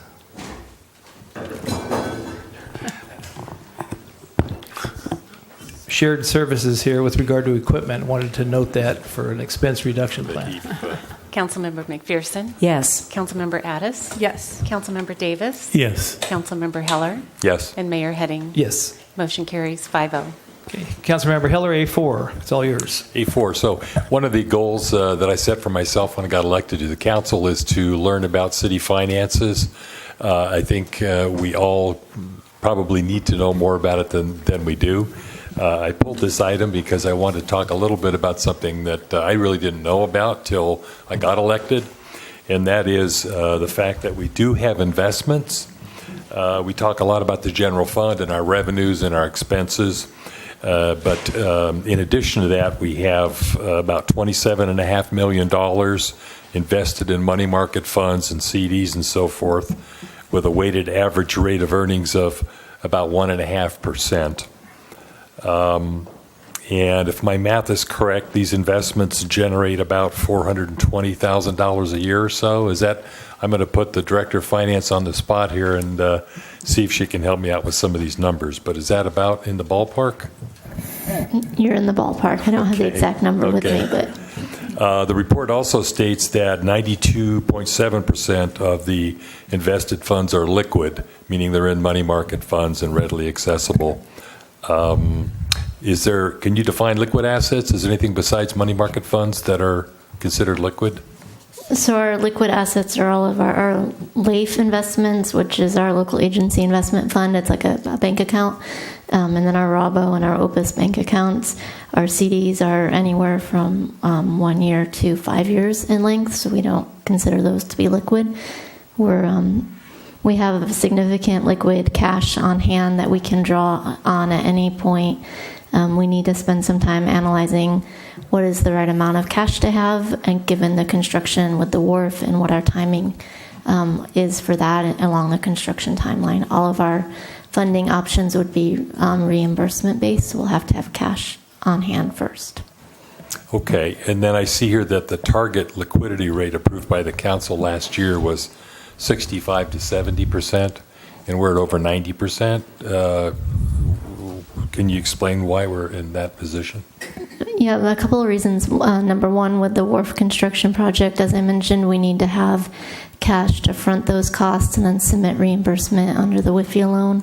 Should we get that, SRF is also reimbursement based.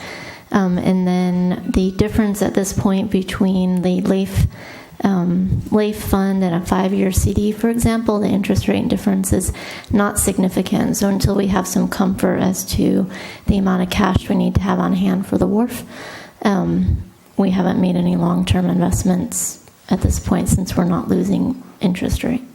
Okay, and then the rules for accessing these funds, can you explain those to me briefly? So our LAIF accounts, our OPUS accounts, and our Rabobank accounts, we can call up, and I think the cutoff is about 2 p.m. We typically try to do that before noon or go online if we need to make a transfer into our Rabobanks, our operating accounts. So if we wanted to transfer from LAIF to Rabobank, we could do that. We try to avoid doing that as much as possible. Due to fees, transfer fees or anything that we may receive, but we're checking in with both Rabo and LAIF on what those fees are and getting some more information on that.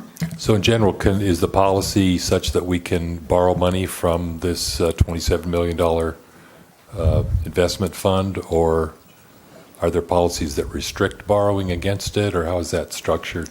So this $27 million is all allocated between our different. We keep these in these investments, but if you go on our website, on the monthly reporting section, there's basically an accounting of where they're all allocated to. So some of this money is our sewer and enterprise money, and we keep account of that in our funds, and we have it invested in earning interest, and then we allocate that to the enterprise funds at year end. Some of this is general fund money. That's our general fund emergency reserves. And we allocate interest to that at year end. Some of it is our impact fee money. So we keep an account of that on our monthly reports that go to council or go on our website every month after we reconcile our bank accounts. Okay, so this is the general fund emergency reserves plus the other reserves? It's all of our city money for all of our funds. Okay, I appreciate you explaining that to me, and I hope that was of some use to people in the audience. Let's see here. And this is looked at. Does an outside firm manage all of this, or do we make all the decisions internally on how to allocate the funds? We manage it internally. We have 2 brokers that we work with to buy CDs when we're ready to buy them, but we make the decision internally of what to buy, when to buy it, and how to distribute the cash between our different accounts. Okay, and then on a risk profile, how would you assess this? The assets that we have here compared to other similar cities in California our size? I'm not, compared to other cities, I'd have to do a little research on that. I mean, generally we're pretty passive. We let our CDs mature before we either roll them over or purchase new ones. We're pretty risk adverse. Most cities are. There's restrictions on government investments to help avoid significant losses. Okay. That's all I have. Thank you. Thank you very much. Is there a motion to approve? I move we approve item A4. Second? I'll second. A motion by Councilmember McPherson, second by Councilmember Addis. Roll call vote, please. Councilmember McPherson? Yes. Councilmember Addis? Yes. Councilmember Heller? Yes. Councilmember Davis? Yes. And Mayor Heading? Yes. Motion carries 5-0. Thanks. And A5, Councilmember? So A5, this is the master lease agreement that has to do with parking spaces for the Rose's Landing development, I believe. Mm-hmm. So in looking at this, are there no on-site parking spaces for this particular development?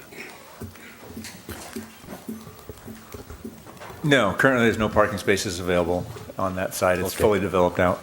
Okay, so in looking at the Anderson Inn and the Staro Inn and the other properties similar to this one on the waterfront, they all seem to have some number of on-site parking spaces, and this particular property is quite large, and I'm wondering at what point during the planning process were parking spaces on site no longer required?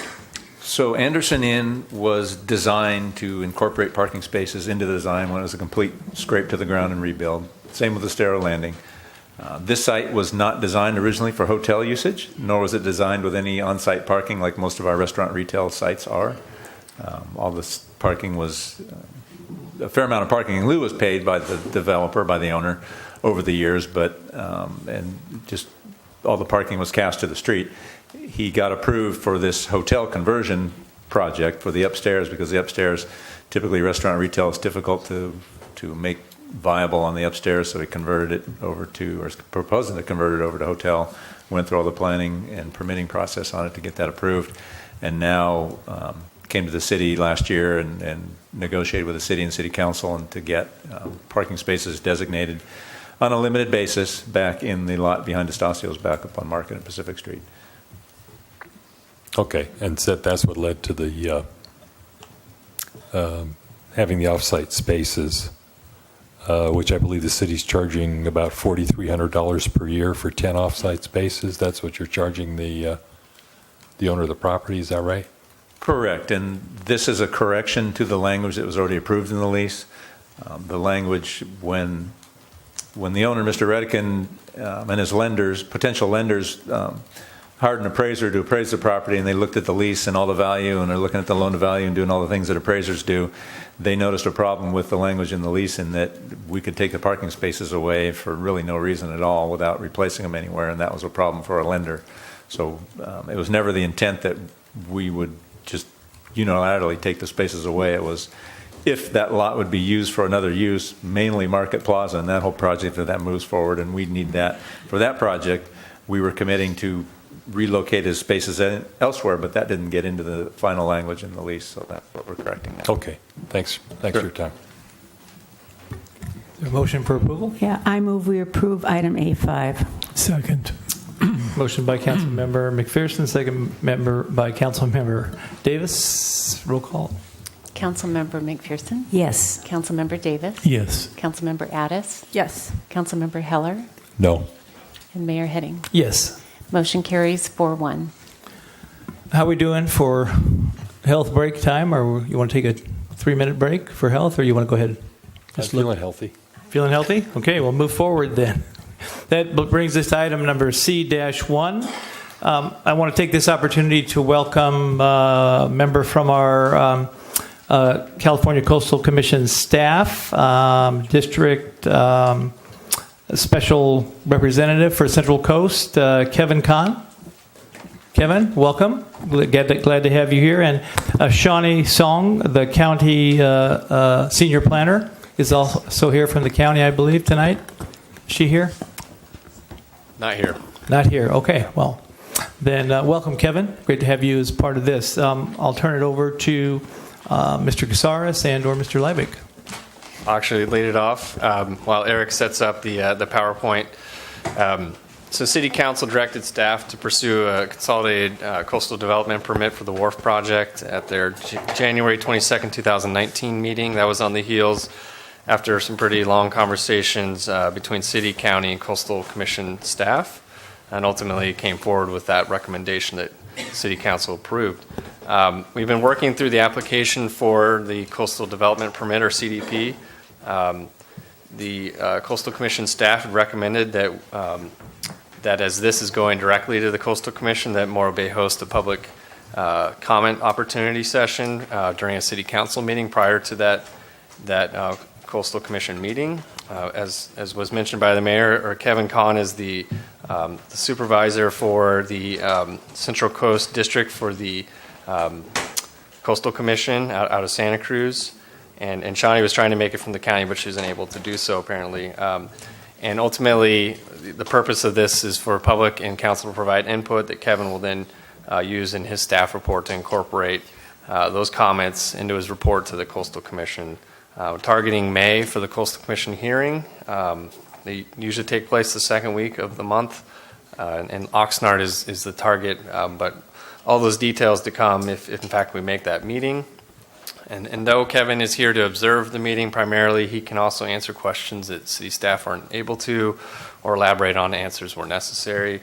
We really want to thank him for coming tonight. And this is yet another opportunity for the public to weigh in on this project. They did a little bit of research this week and the last couple years, there's been over 40 community meetings for the wharf project in some form or fashion, whether it's the Wharf CAC, whether it's city council, community forums, and that doesn't include office hours. That we hosted 10 of those last year. So there's been significant public input over the last 2 years on this project. With that, I'd love to turn it over to Eric Caceres, our wharf program manager, to present a pretty quick, brief presentation and then open it up to public comment. Thank you.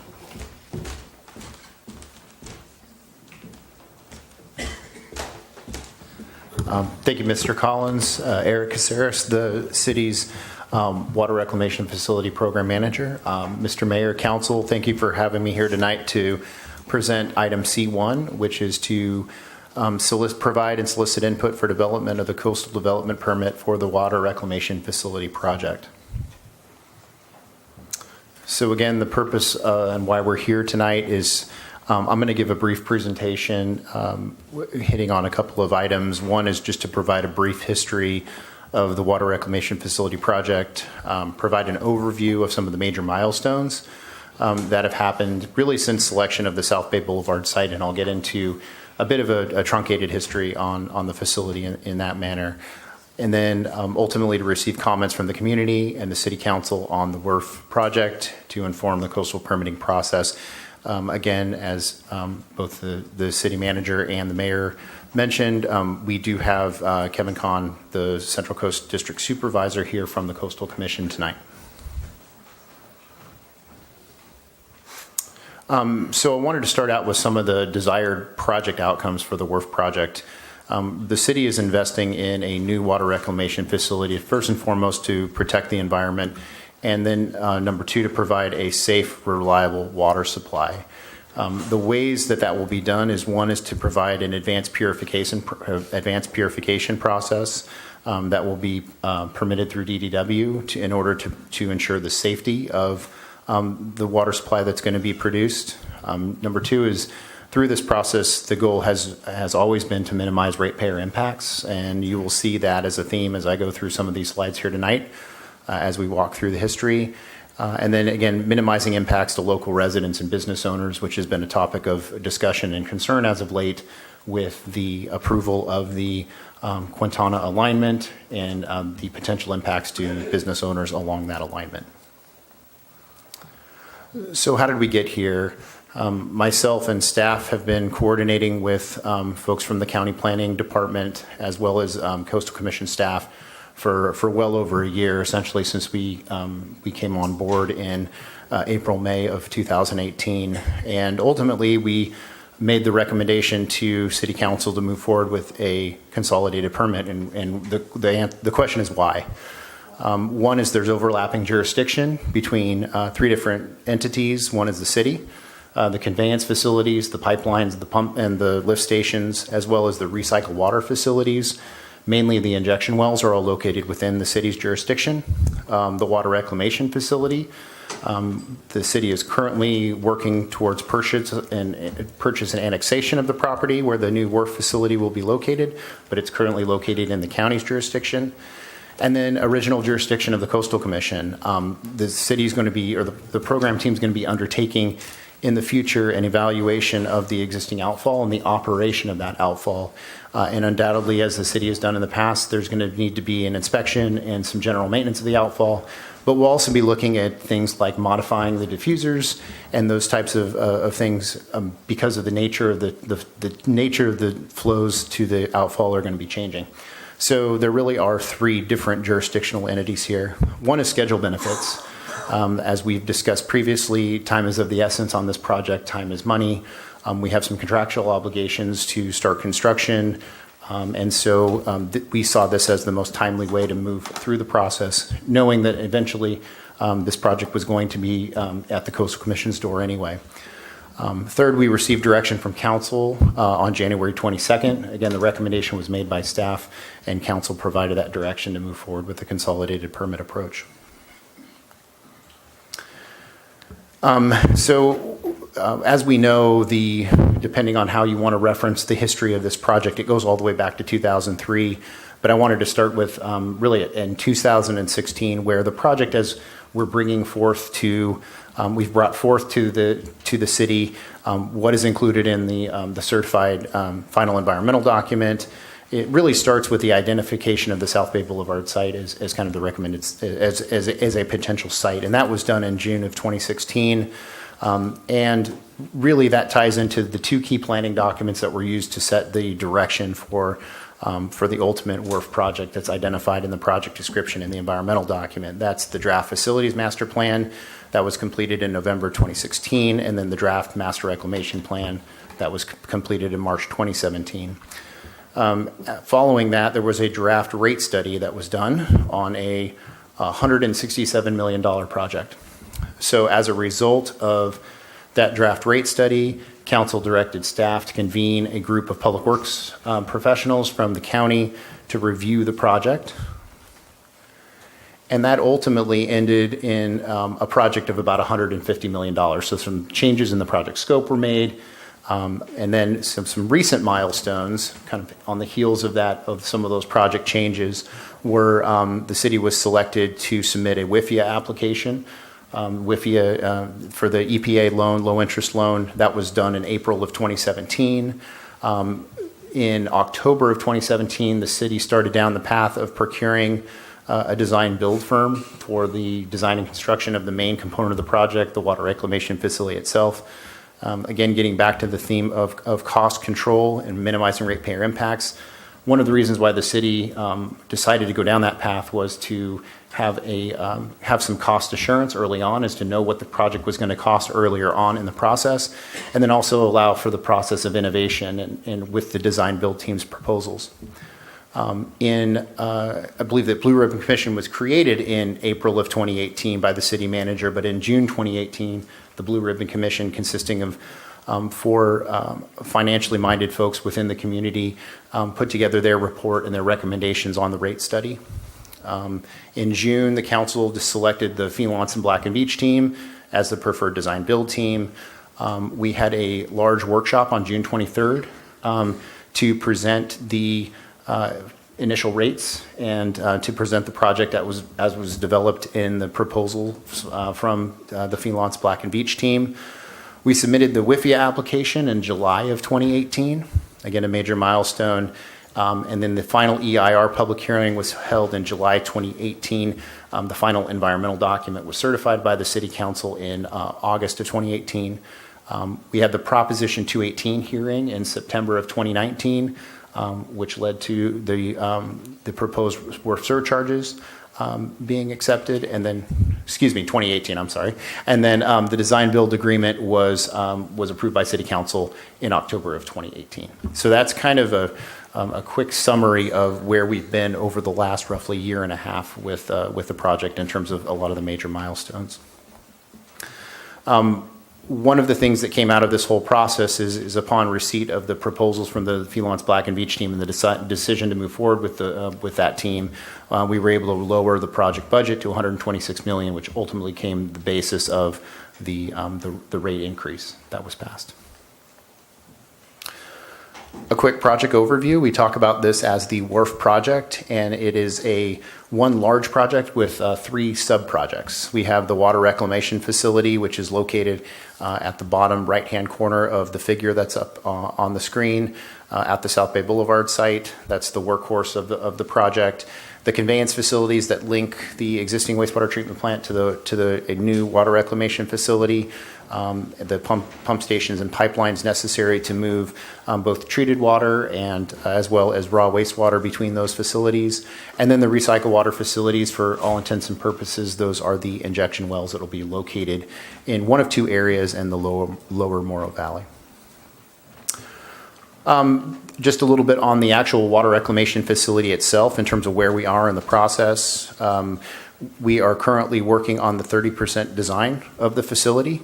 One of the interesting things to note, and one of the reasons why we selected the Phelance Black and Beach team, is under within the messaging of minimizing ratepayer impacts. They brought forth an innovative wet weather treatment approach that the city is embracing and moving forward with in order to cost effectively treat high flows at the water reclamation facility. We've made the determination in working with the folks from the Regional Water Quality Control Board that we will not have any impacts to jurisdictional waters near the water reclamation facility. And the plan is to start construction later this summer following receipt of the coastal development permit and then the environmental review being completed by SRF. Meaning if we are selected here in the near-term future to receive SRF money, there's a couple of milestones that we have to get over before we can start construction to make sure that the project is reimbursable. We then have the conveyance facilities portion of the project. Again, the lift stations and pipelines. Really what's been summing up the work as of late on this project is really optimization. And advancing the design in order to identify ways to save costs, improve operations, and minimize impacts to facilities that need to be located within the coastal area of coastal hazards. So example of that is the addition of the second lift station, the pump station B, the one on Main Street located near Limos. That was specifically, that change to the project was specifically done in order to reduce the cost of the project. It's less expensive to build two smaller pump stations than it is to build one larger pump station. The other benefit of that is we're moving a significant portion of the infrastructure out of the area of coastal hazards near the existing wastewater treatment plant where we need to have some type of lift station in that location. And then the secondary force main for wet weather flows, a little bit of a nuance here, but because of the range of flows that have to be pumped and treated, it really makes sense to have a secondary force main to improve the operations and the efficiency of the operations for operations maintenance staff. What we're currently working on is really trying to avoid any jurisdictional waterway impacts. There's two waterways that are being dealt with on this portion of the project. One is Morrow Creek. This picture to the lower right is the pipe bridge that we are proposing to cross Morrow Creek. It gets us out of the riparian boundaries and takes us out of any jurisdictional issues. And then we have Willow Camp Creek where we need to cross on the bike path. We are working through a number of different scenarios currently to figure out how to best negotiate that area and to avoid any jurisdictional issues, minimize project costs, and those things as the design develops. And then we have the recycled water facilities. So in terms of the level of development of each of the phases, this is kind of third in line, and really because of the nature of the schedule, we have some time to do the hydrogeological work that we need to do in order to move this component of the project forward. Feasibility study was conducted by GSI, completed in late 2017. That showed that the minimum travel times can be met with groundwater injection in one of two locations. Minimum travel time is one of the key regulatory requirements by the Division of Drinking Water for permitting potable reuse type projects like the one that the city is undertaking. So that's very important, and that's what gave the city confidence to move forward with this alternative. Additional hydrogeological work is currently in progress. As you may remember, GSI started their work late last fall. We have a couple of milestones that we're going to be moving towards. One is in May of 2019. We hope to have our pilot wells drilled, and we're going to begin our pilot testing process. The big one is in September 2019. We're going to be able to confirm our injection locations. We're moving forward with two potential injection locations at this time. Based on the work done in 2017, both of those are options. Both of them carry different price tags. There's a little bit of unknowns in terms of what exactly is underneath the ground in terms of the geologic conditions. So we're going through and doing our due diligence to figure out what is the best location for injection. October 2019 is a critical milestone for permitting. That's when we're going to be able to finalize what exactly our travel time is, and we'll determine if we need to go through any additional studies in order to prove out our travel time for the Division of Drinking Water. And we have a plan moving forward depending on what the results of that study are. And then in December 2019, we should have a very good handle on the well design criteria, the injection well design criteria, meaning number of wells, location of wells, capacity of those wells. A couple of other important items. We are currently working on an addendum to the Certified Environmental Impact Report. really to be able to capture a number of these changes that have happened since we certified the final EIR. I wanted to emphasize the reason for all of these changes that are currently listed up there on the screen are to one, to reduce the impacts to ratepayers, reduce the cost of the project, and in some cases is to avoid some central cultural areas that were identified by the Northern Chumash. So in terms of the first one, the additional lift station I talked about earlier, that allows us to reduce the cost of the project. In order to do that, we need to replace a section of force main that currently links lift station 2 with the new lift station. And those two are part and parcel to each other. They both need to be analyzed. We've added some additional laydown areas into the plan to make sure that those are covered in this addendum as we look at ways that we can facilitate construction and minimize impacts to the community. And then we have the alignment changes. The first one is at Lila Kaiser Park. Again, as I mentioned, the plan was to go through Lila Kaiser Park, but because of some input from the Northern Chumash, we made the decision to reroute that in Atascadero Road and then in the Caltrans right-of-way, excuse me. And then at South Bay Boulevard, we made a slight tweak in terms of the way that the pipelines are going to come into the facility. We're able to avoid a costly trenchless crossing of Highway 1 by going underneath the overpass there at Highway 1 and South Bay Boulevard. The last one is, if we do need to indeed go with the east injection location, we've made some refinements about how we would get a pipeline to that location, going along Atascadero Road, and that's kind of the final edit there. Let me just get to my place here.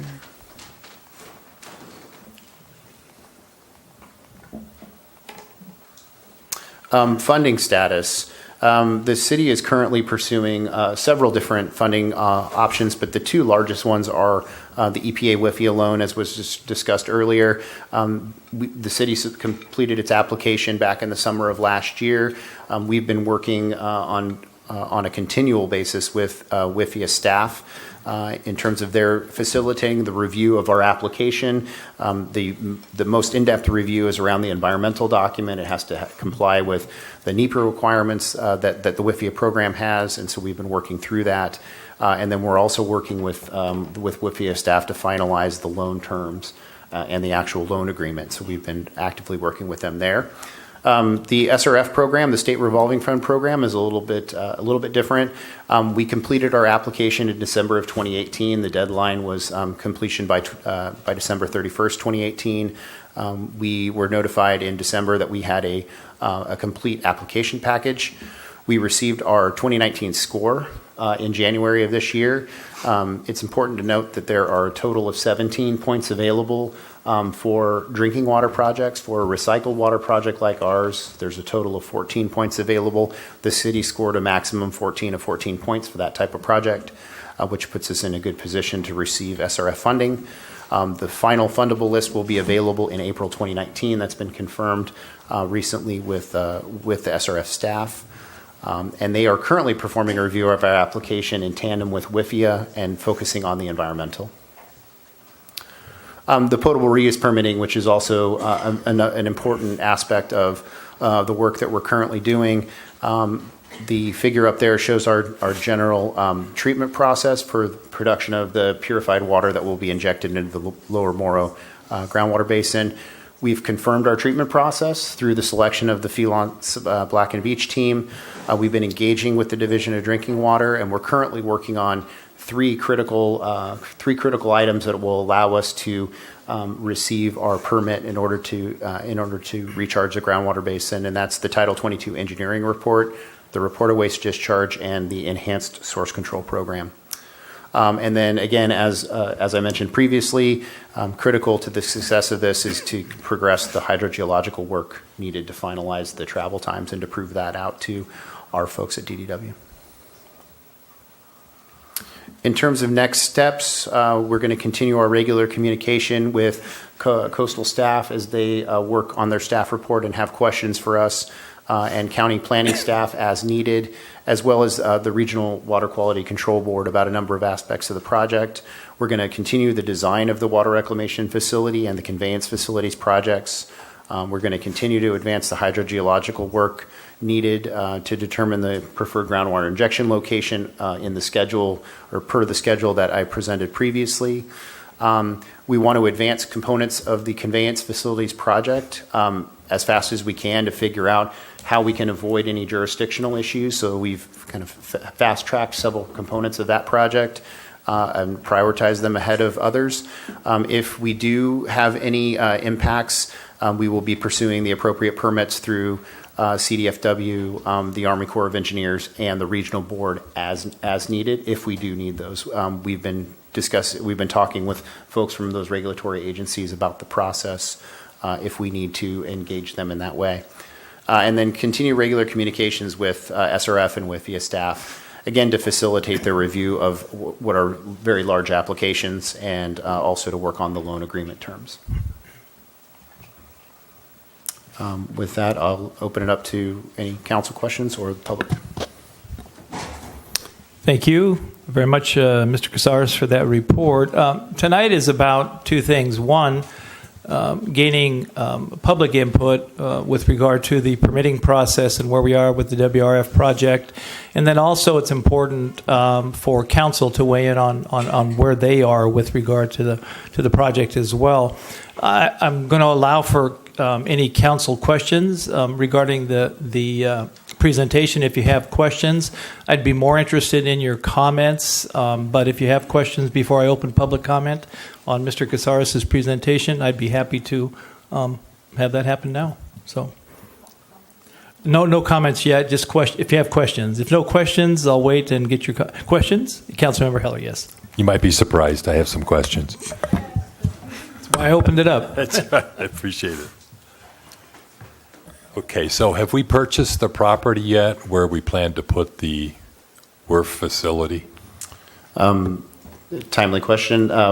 There is a appraisal walk of the site this coming Friday, so we are currently in that process. It's taken a long time to, one, get an appraiser that all parties could agree on, and then to actually schedule that appraisal has been pretty difficult, as Mr. Levitt can attest to. So the city's actively pursuing that. Okay, so we haven't purchased the property yet. Are we on LAFCO's schedule yet to review the sphere of influence application?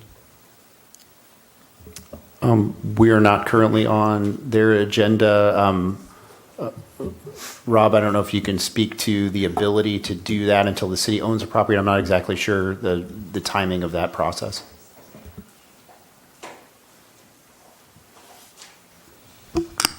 Being that the annexation of the property is not on the critical path, we have not been pursuing those avenues until we get further down the road on some more critical issues.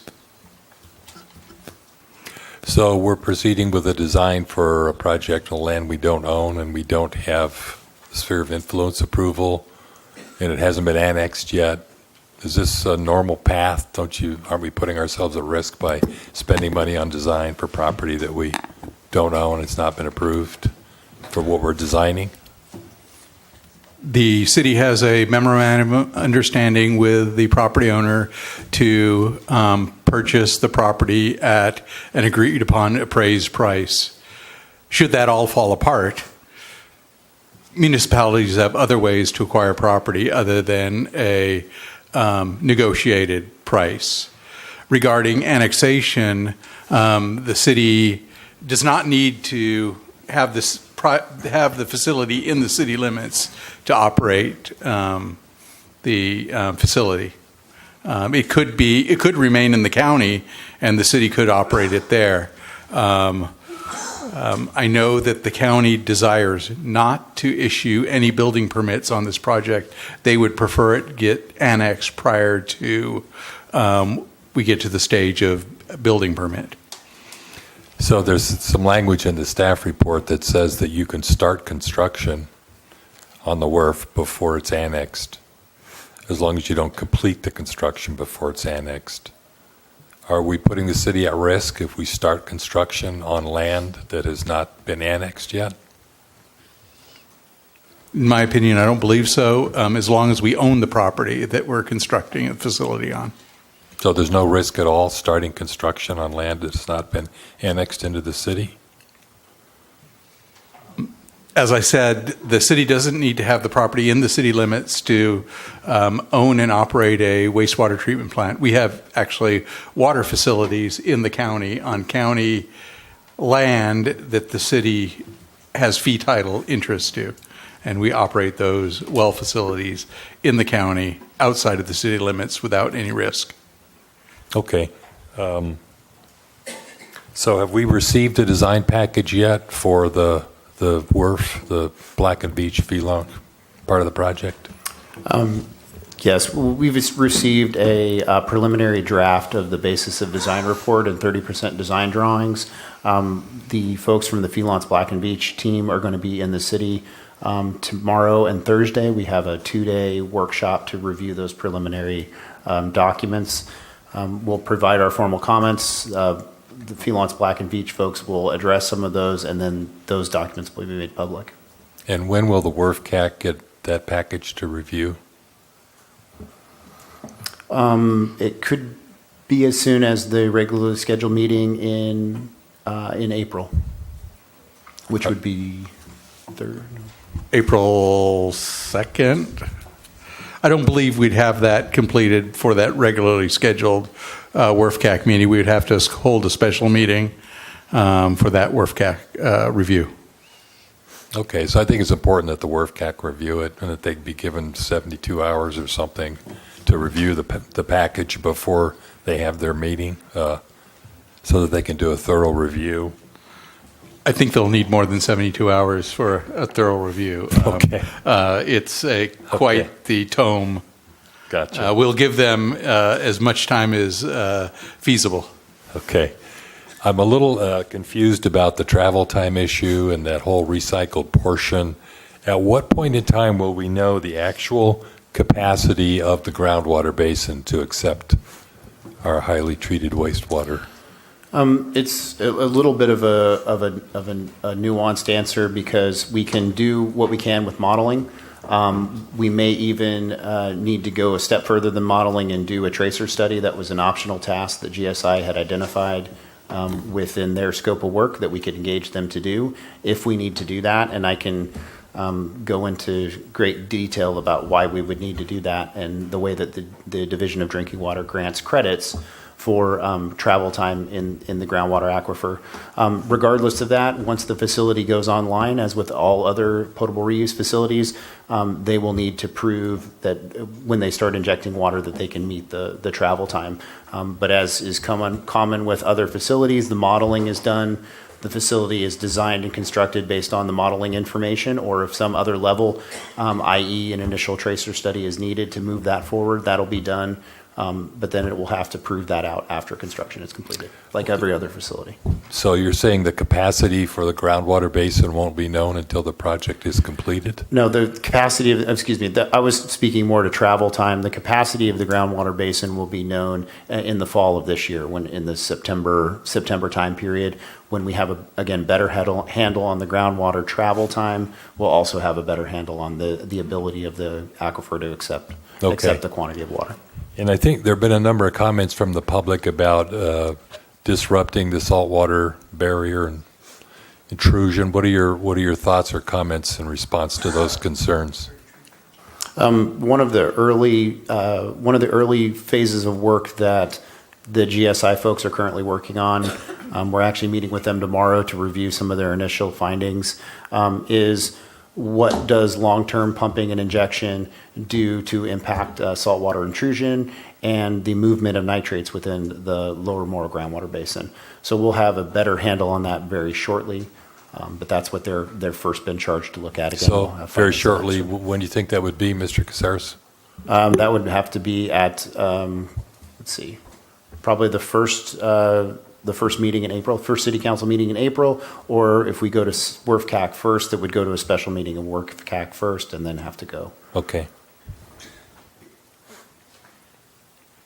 And I've asked our city manager for quite some time for a fairly simple, high-level baseline program schedule and budget. Is that in the works?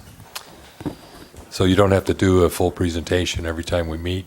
Yes, we've received input from council members, and we're working on about 15 different things on the wharf project simultaneously, so we're trying to get to that as soon as we can. But that's definitely on the list of top priorities for us to execute something. It'd be very simple to understand the budget and the scope and timeline, track that against what we've been budgeting, and then provide greater detail behind that report. So something we're working on diligently. Thank you. Okay. And in terms of permitting, so the process, you submit 30% drawings to start the permitting process. Is that how that works? When do you actually start submitting permits? It depends on the permit that we're talking about. So I can talk to the potable reuse permit that we're going after from Division of Drinking Water. So we've already taken some information that we've received from the Felance Black and Beach team to inform the Title 22 engineering report. That report is essentially what DDW will take and actually give comments back on. So the regulators can be a little bit hesitant to provide direction without having a full-blown application. So that's the document that we'll use to really facilitate input from them as the Title 22 engineering report. We're currently working on that document now.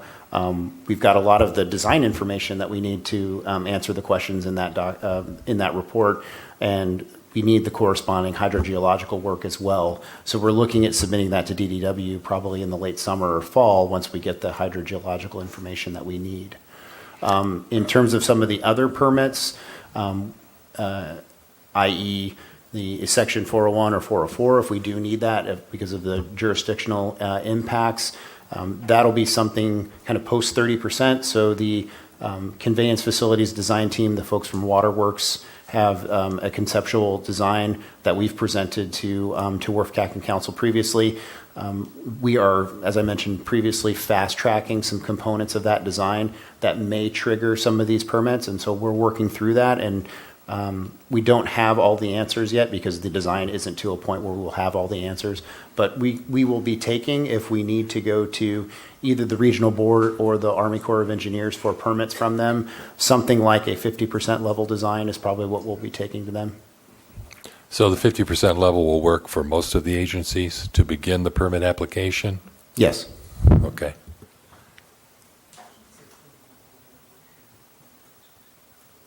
So the county is not going to require a permit, is that right, in this consolidated approach? No, the coastal development permit will be issued by the Coastal Commission. Okay. And then the other question I have, and really it's for our city attorney. As I mentioned before, I've managed a few projects like this, and the ones that I've managed, it was a violation of California law to allow the same firm that developed the basis for design to also compete for the award of the contract. In this case, Black and Veatch developed the facilities master plan, and which gives them a leg up, most would say, and that's why the law makes it, that's why it's illegal.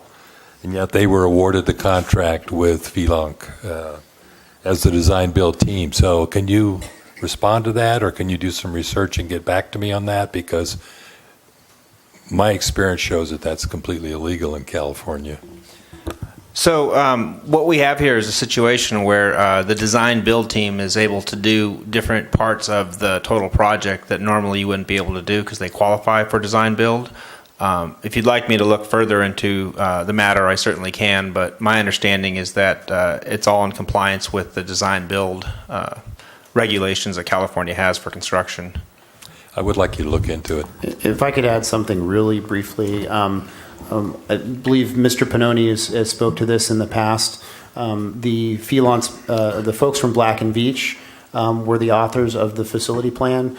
The previous program manager then took that facility plan and used that to come up with the procurement documents that were put out on the street, and that's what were used to facilitate proposals from the design build firms. And so those procurement documents represent the gap between the planning work that was done by Black and Veatch and the design build work. Well, which is common. Well, it's not common in my experience, so I think we need to look into that. I'll share the legal analysis that Joe Pannoni provided, I think in response to a community question on this last year. I'll get that to everybody in writing.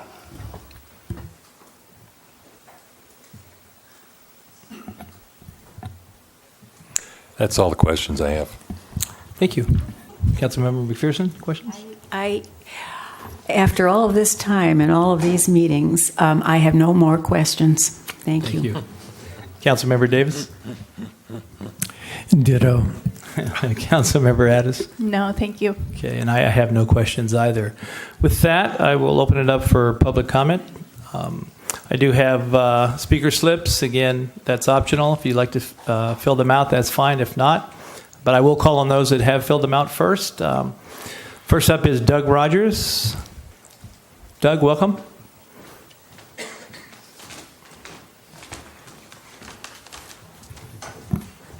Doug Rogers, Morro Bay.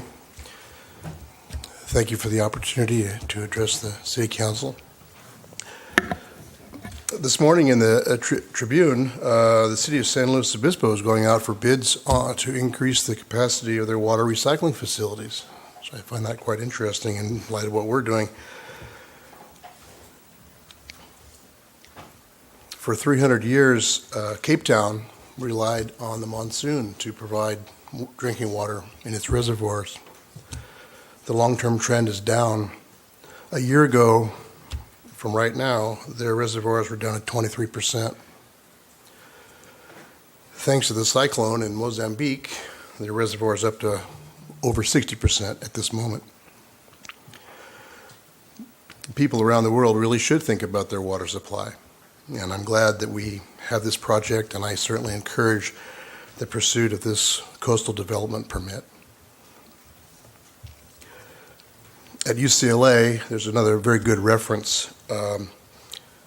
Alex Hall is a professor of atmospheric and oceanic sciences. He leads the Center for Climate Science. They've done extensive studies on what will be our snowpack in the Sierra, which basically provides the drinking water for the people on the state water system. The snowpack's going to be down over 60% by the year 2100 that we've been talking about. Every city really should be thinking long-term about their water supply. And I'm really I encourage the City Council to continue to work on this project.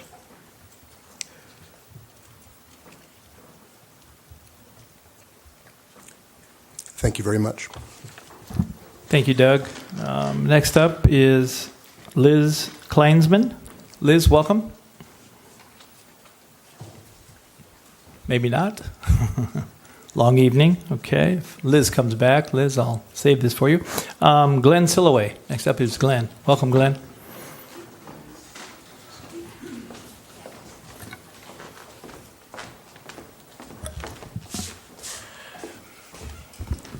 Good evening, Mr. Mayor and Council. Thanks for having yet another public hearing, public input on this project. I fully support the coordinated CDP process that you're going through, and I urge you to continue. I'd like to add a little bit of context to what Eric presented earlier. We have had since 2012 somewhere between 5 and 8 elections, depending on what you count as an election. And every single one of those elections, every one of them, the sewer plant has been the issue, or it has been one of the issues. It has been debated and discussed in literature and in person. And in every one of those cases, a majority of the people in this city voted to sustain the path that you are on now. And in some cases, that's been a large majority, but in all cases, it has been solid.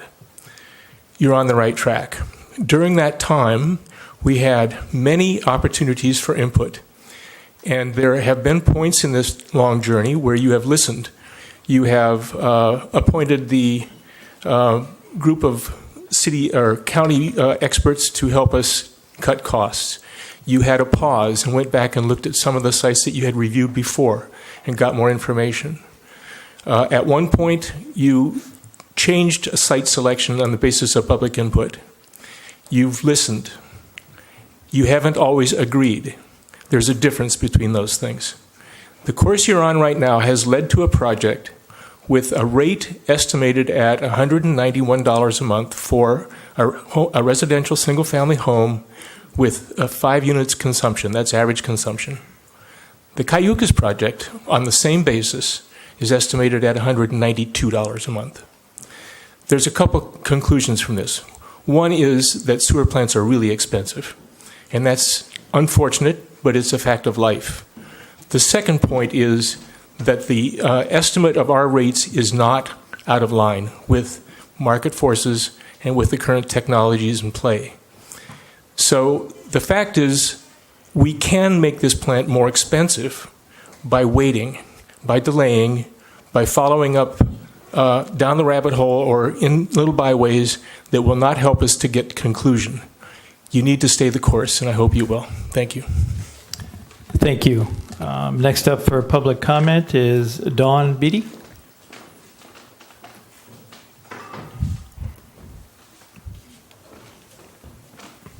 Welcome, Dawn.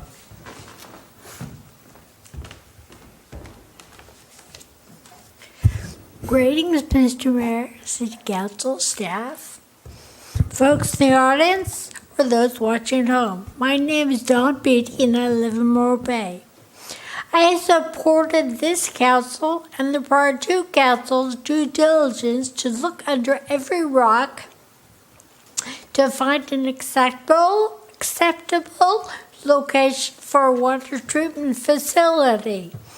And after the last election, where the city voters spoke, indicating their support of the South Bay Boulevard site by electing a council majority that supported that decision, I honestly thought this challenge was over.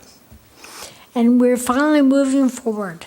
Please, let's do whatever is necessary to get this coastal development permit for the South Bay Boulevard site. Enough time has been spent ensuring all of the possibilities have been vetted.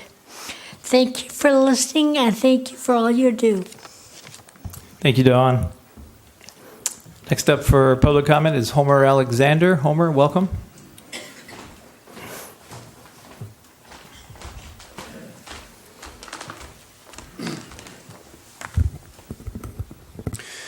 My name is Homer Alexander.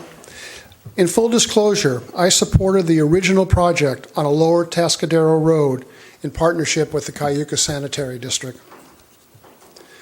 From 2013 through the end of 2017, the WRF project took a lot of wrong turns. The revolving door in the city manager's office during those 5 years didn't help. Last spring, the city finally hired a competent project manager. Not only is Eric Caceres a bright guy, but his firm has a deep bench to support him.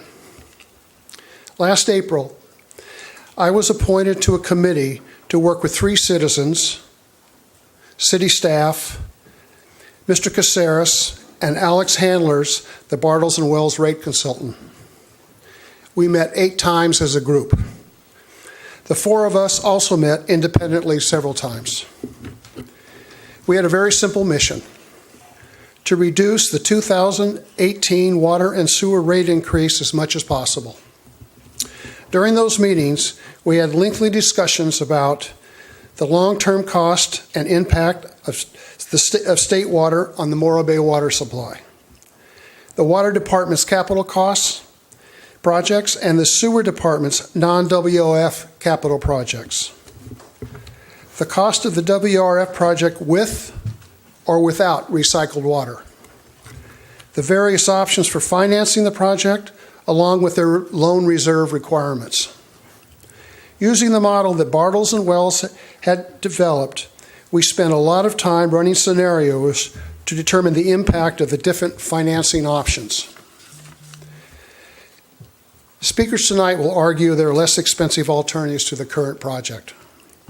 After spending over 100 hours preparing for and participating in those 8 meetings, I can assure you there is not an alternative that would be less expensive when the cost of money and time is taken into consideration. Hopefully the regulators understand how important it is to keep this project moving forward. Thank you. Thank you.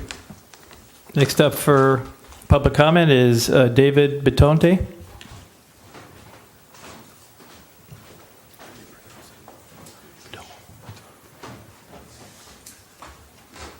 Welcome, David. My name is David Baton. I'm a resident of Morro Bay, and I'm speaking tonight to support the city's water reclamation facility at the South Bay Boulevard site. This is the project needed by the Morro Bay community to replace our aging and non-compliant wastewater treatment plant and will reclaim water for reuse and hopefully for potable reuse, instead of sending all of this valuable resource into the ocean outfall. The $126 million project cost is a big impact on a community of 10,000, but the city is diligently pursuing low-interest financing and grants to reduce the monthly cost for ratepayers. Delaying this project in the permitting process will only increase the final cost and endanger meeting project deadlines in the Water Quality Control Board's time schedule order, and from what I'm hearing this evening, also in contractual obligations as well.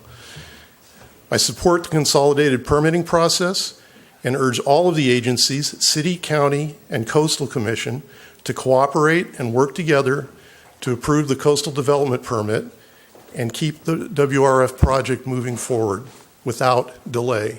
Thank you. Thank you, David. Next up for public comment is Cindy Piton.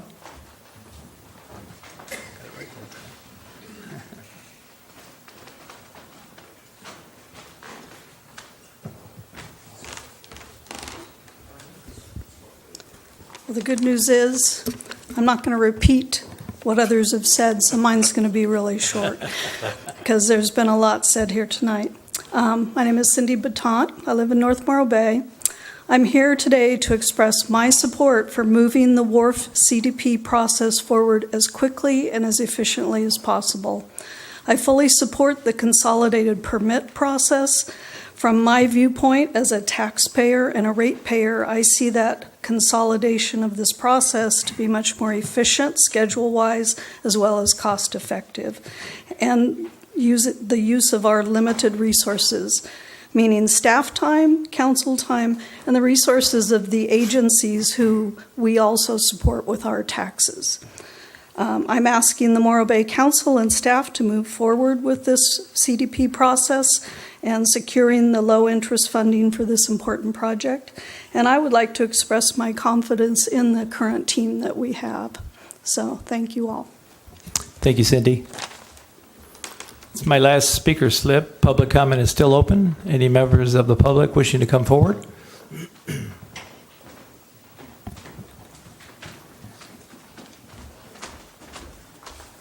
Welcome, Betty. My name is Betty Winholtz. Please don't use the term brief when you're giving a 40-minute presentation.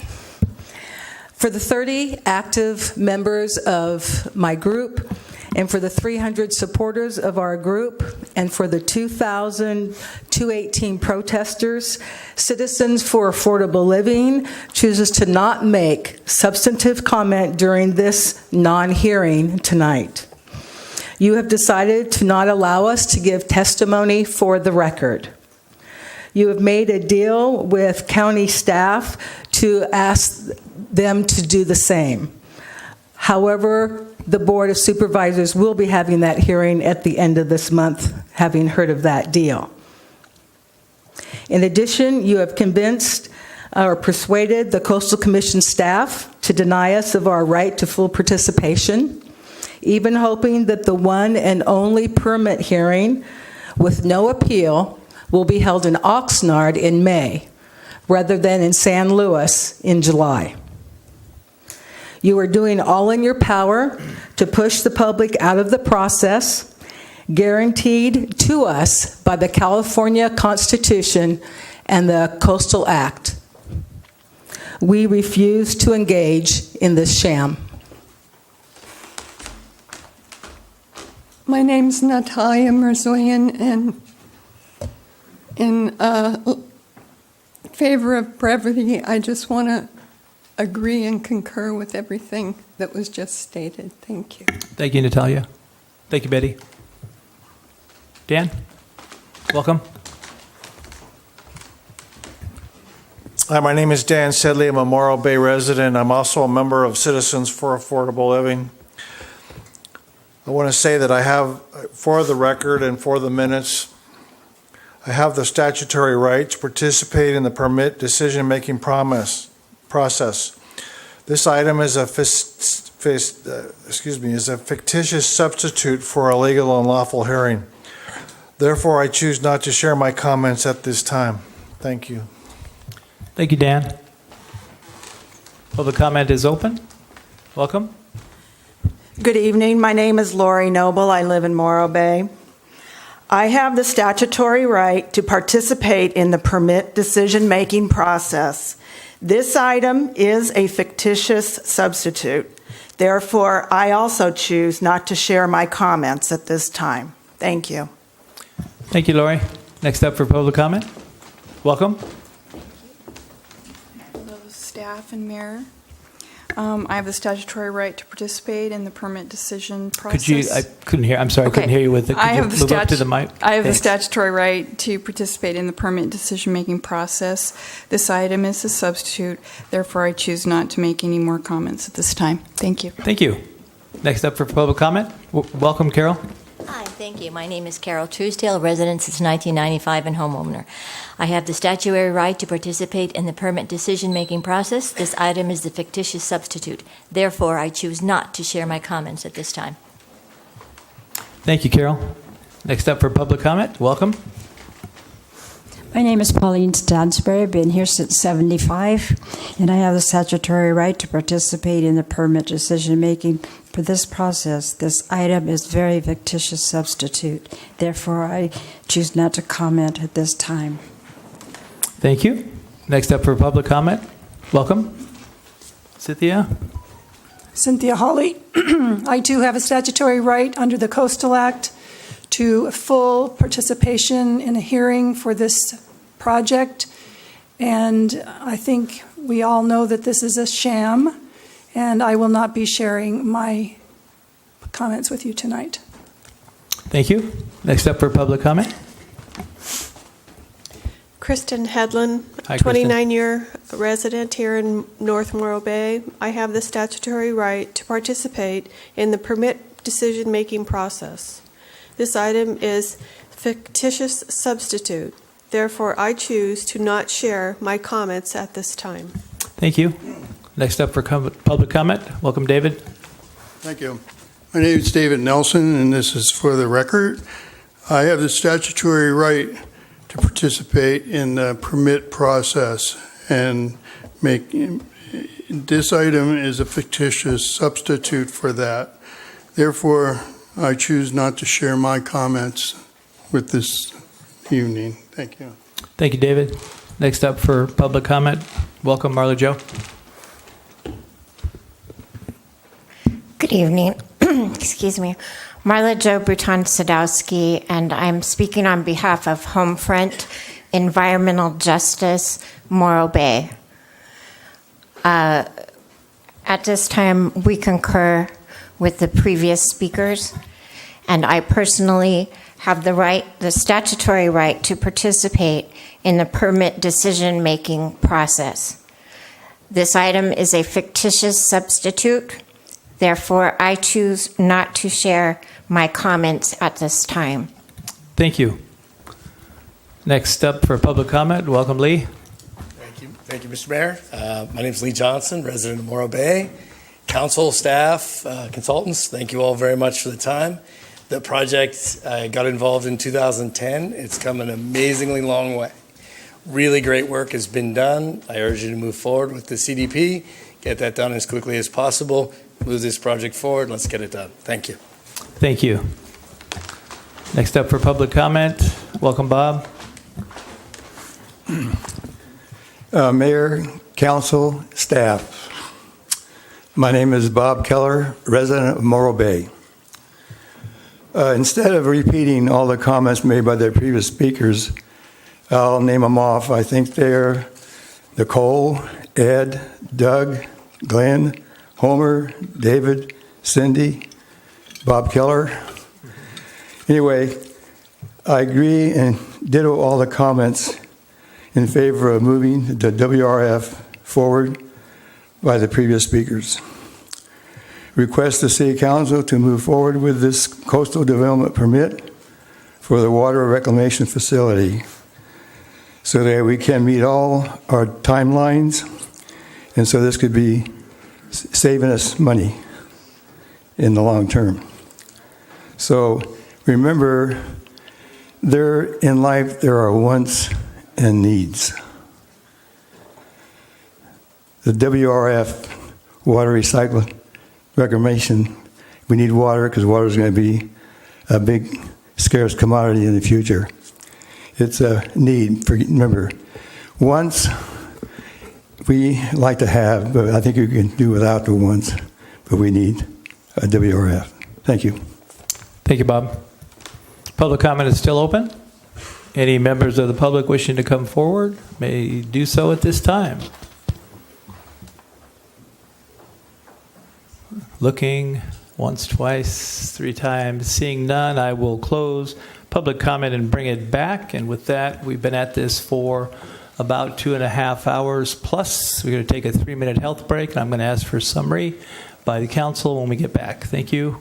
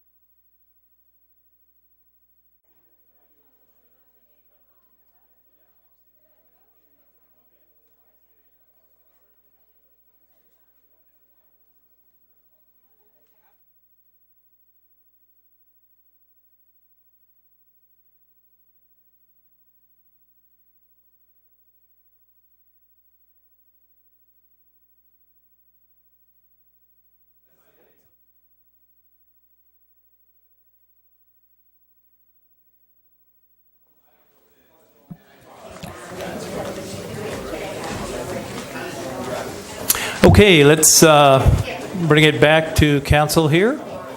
Give people just a couple of minutes to get seated.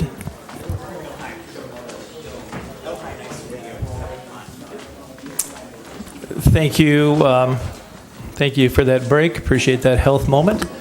I'll go ahead and start with summary, and then I'll ask each council member to make comments with regard to the WRF project presentation, and with particular attention to our guest who is here from the California Coastal Commission.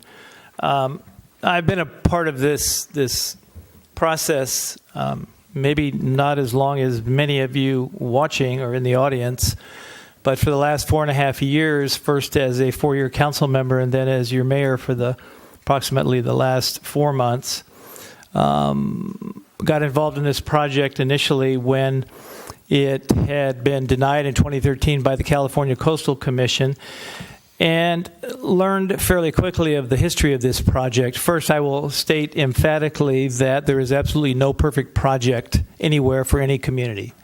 However, at this time and this place, for many reasons, this is the right project for Morro Bay. This is the right thing to do. It is important to move forward with this project from the standpoint not only of water resiliency, tsunami zone inundation retreat, flood zone retreat of a outdated current facility, and the ability to provide a diversified water portfolio in an environment where literally every conference I go to, there are comments made about the need for communities to move towards water resiliency. And that is exactly what this community is proposing to do. The project that has been designed is one that will not only provide cleaned sewage treated to a much higher level and legal level as opposed to our current project, but also will provide for the opportunity to provide about 80% of our water needs in the future through reclamation, indirect potable reuse. All of that for a mere $41 per month for the average user. Now that assumes that we are not going to get SRF funding. As you've heard tonight, we have scored a perfect score with regard to SRF. As many of you know, we were chosen by WIFIA as one of 12 in the nation to receive WIFIA funding at a rate that is below bond rate significantly. That rate was included in the analysis that was done by our Blue Ribbon Commission that ended up with the $41 assessment rate for a period of 35 years. However, it did not include the SRF potential award. And note that we fully anticipate that we will be a prime candidate to receive a 1.7% loan from the state for the remainder of the project, financing the other 50%. With that, that will allow the rates to further decrease from $41 down to approximately $34. For $34 a month, you get a new facility, you get water reclamation, you get tsunami zone inundation retreat, you get flood zone retreat. You also get $40 million worth of capital improvements that are included in that rate. That's one thing that we failed to consider and mention.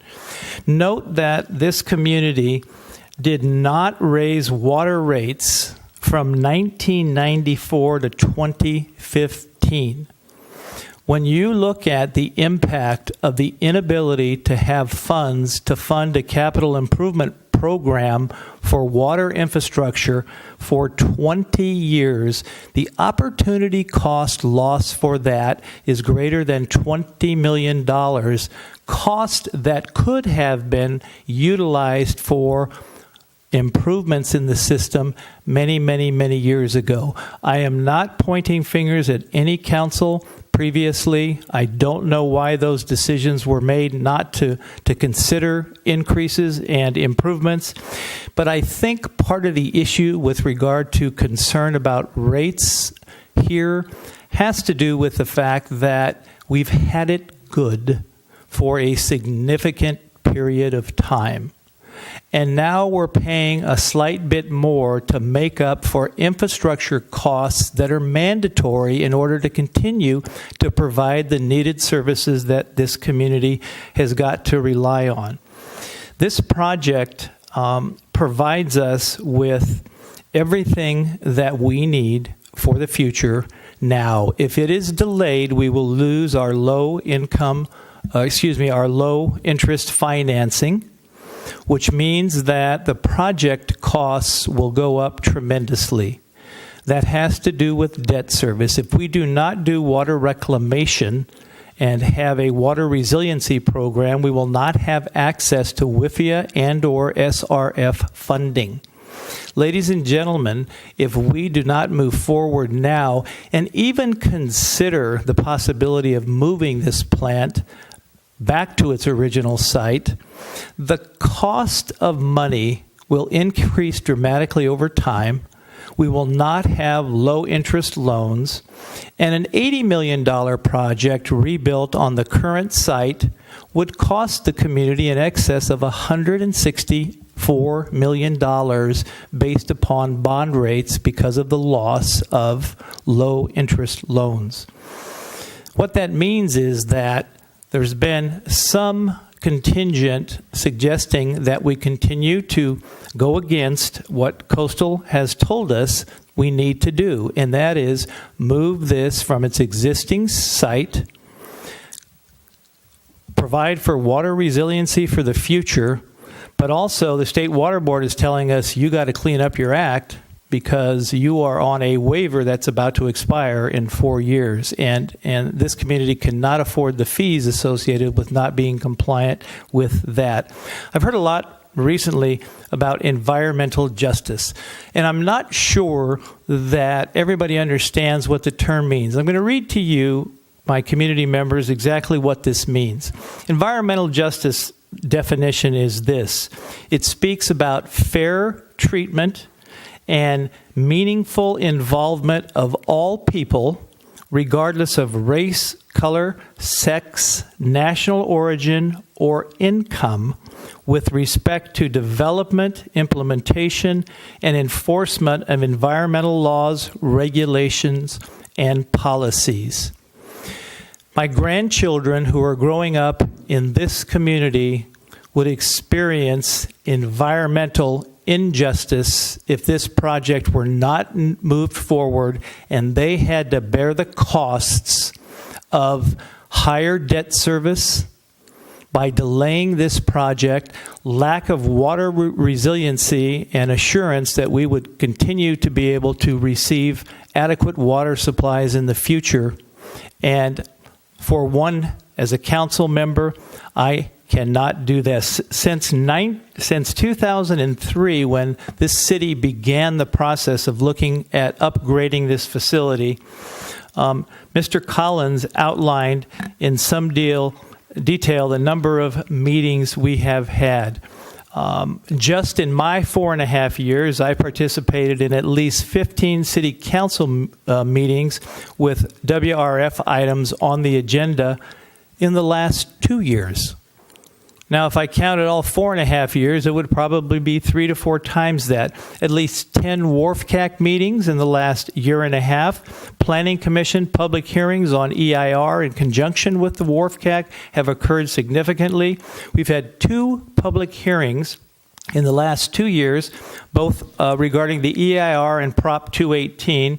Numerous community forums, at least 5, from early 2018 until now, and that number does not account for the endless time this council and previous council members have spent engaging with community members. That's just in the last 2 years.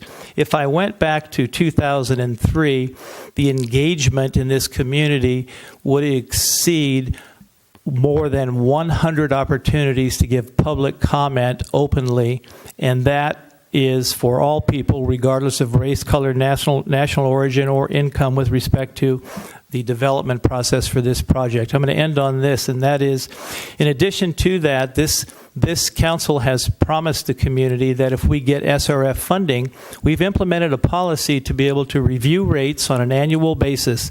Those rates cannot be increased, however, they can be lowered. We have had 218 processes, and those processes have passed. That is, the protest vote has failed.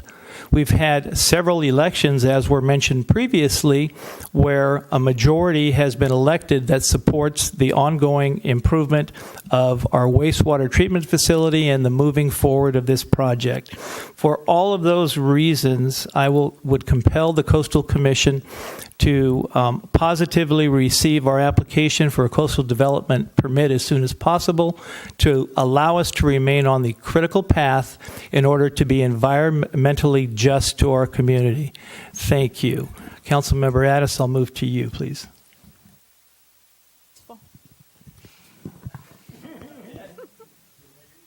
That's okay.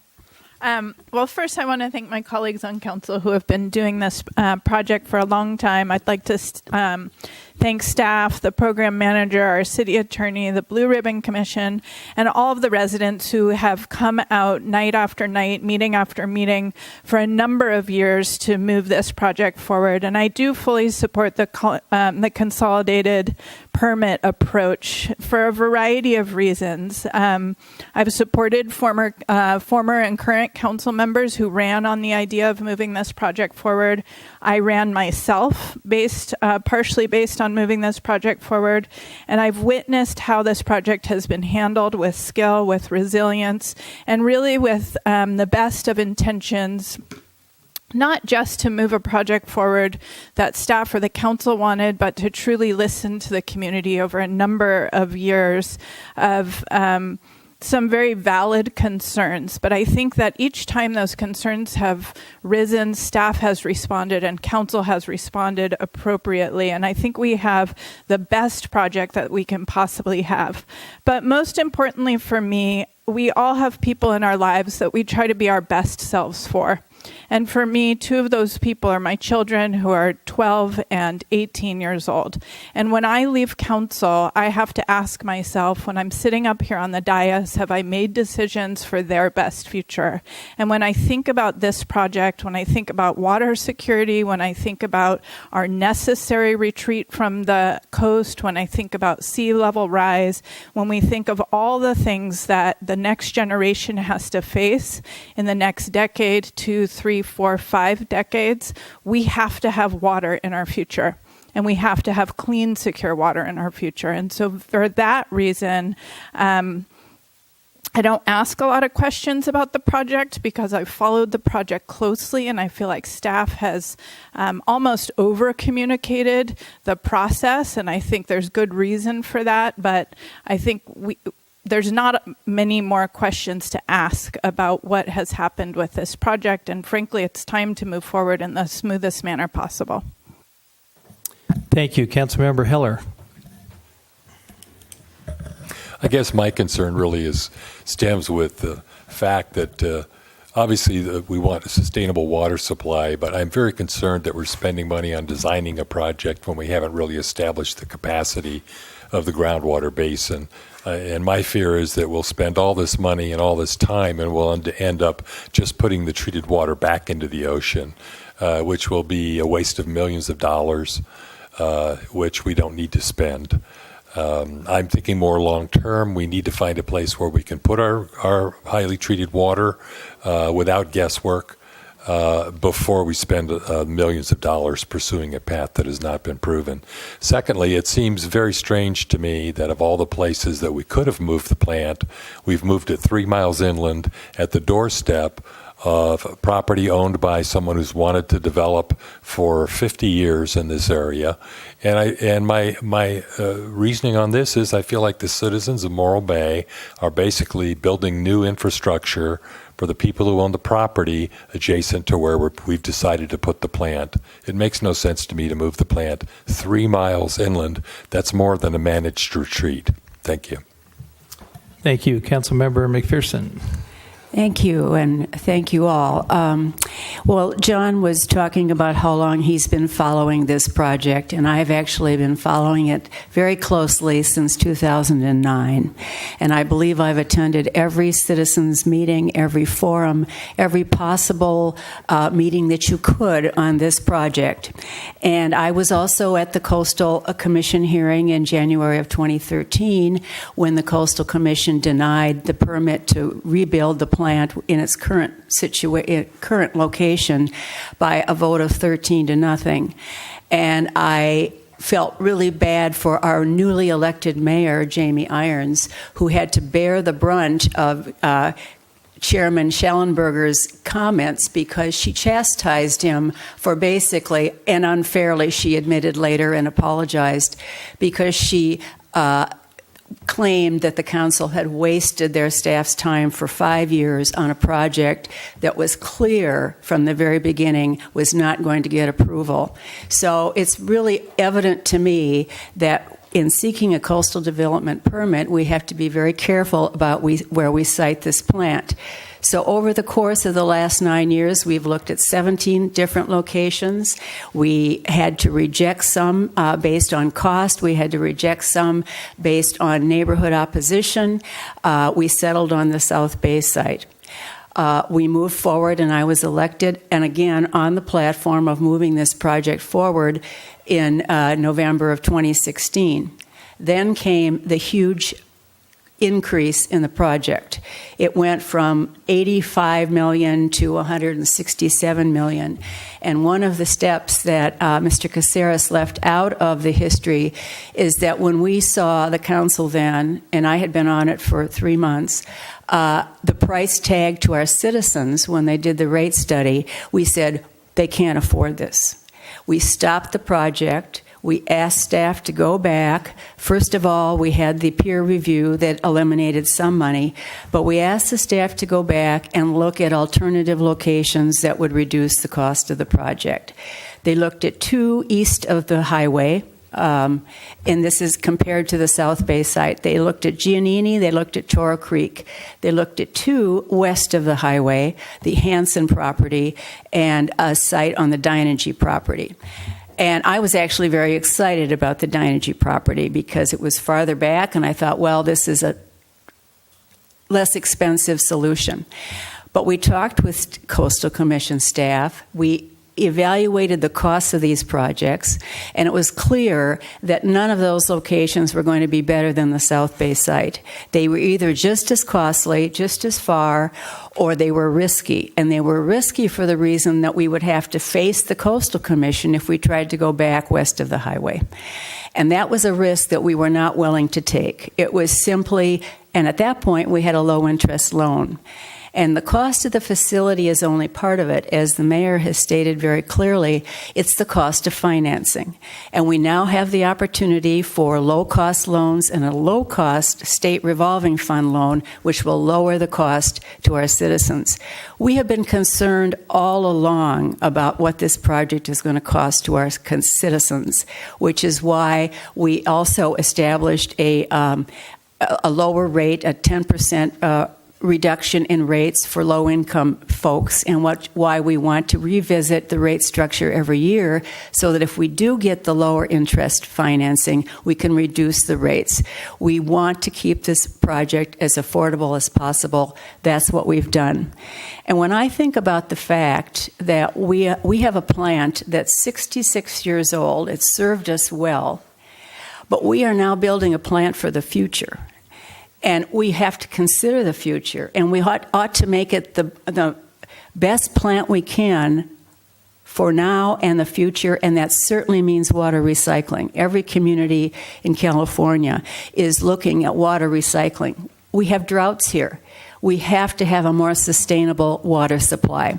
And to respond to my colleague here, we have done the tests on the Morro Basin, and we know that we can inject water in there, and we know that we can pull it out and we can use it in potable reuse, indirect potable reuse. But we really view that as an insurance policy, because right now state water is less expensive, and we're going to rely on state water as long as it is. But if we have a drought, if they don't give us state water, which a couple of years ago we got 5% of our allocation, we will have another source. So for me, it's so obvious that this is the project that we have to move forward with as quickly as possible. So we certainly hope the Coastal Commission will do that. I want to say one more thing, because it's come to my attention that some of the opponents of the project have been writing letters to our funding sources, potential funding sources, trying to persuade them to not support the project, including our elected officials at the national and state levels and county officials. And while I recognize that they have a First Amendment right to express their opinion, that doesn't make it right. And I think it's really troubling to me that our citizens who claim to want to have a lower cost project are actually jeopardizing this project, which will then cost way more in the future. So I want to voice my support, and I want to voice my opposition to some of the tactics that are going on that I really don't approve of. So thank you. Thank you. Councilmember Davis. me, this has always been about drinking water. Water is the most abundant resource on this planet, and yet clean, safe drinking water is rapidly becoming more and more scarce. But even 150 years ago, Mark Twain recognized that out west, liquor's for drinking and water's for fighting. And I think we've only begun to see the fights that are going to ensue in this state over water, both groundwater and riparian water. But so what can be cheaper than to reuse your own water? How logical is that? Use it over and over again instead of flushing it out into the ocean.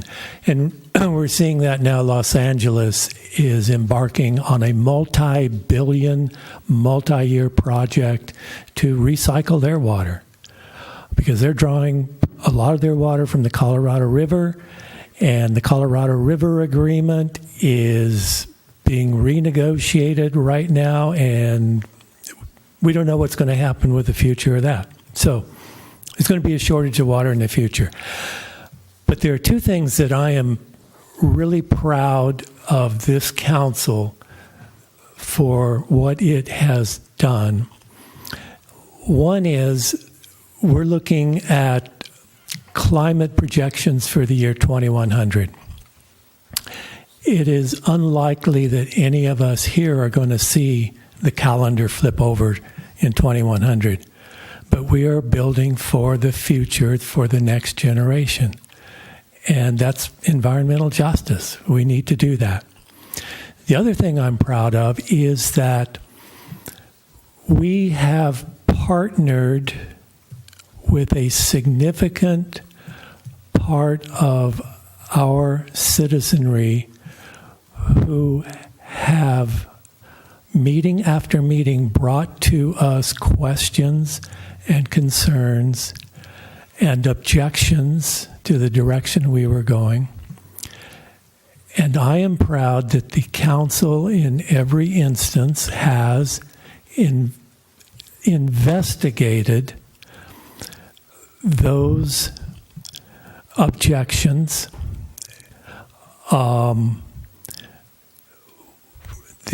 Considering going back to Coastal Commission and asking to, again, to build on the beach. We investigated that. We were asked to hire a program manager to take over the project, and we did that. We were asked to have a peer review of the project to see if we could reduce costs, and we did that.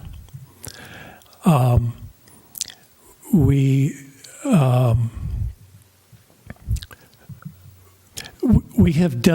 were asked to bring the rate down below $200.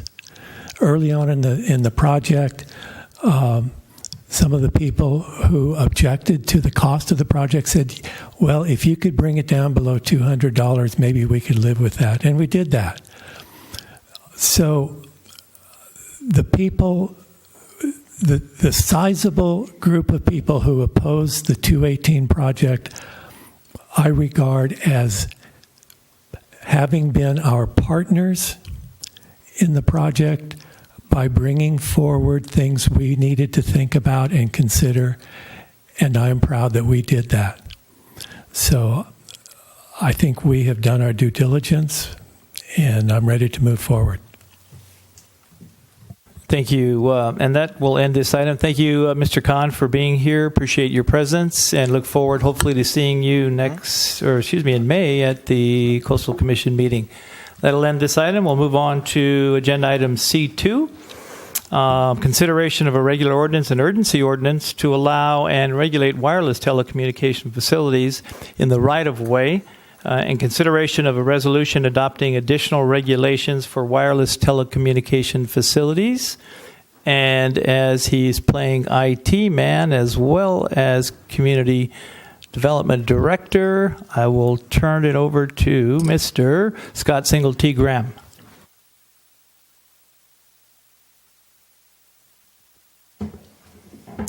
Thank you, Mayor Heading, members of council.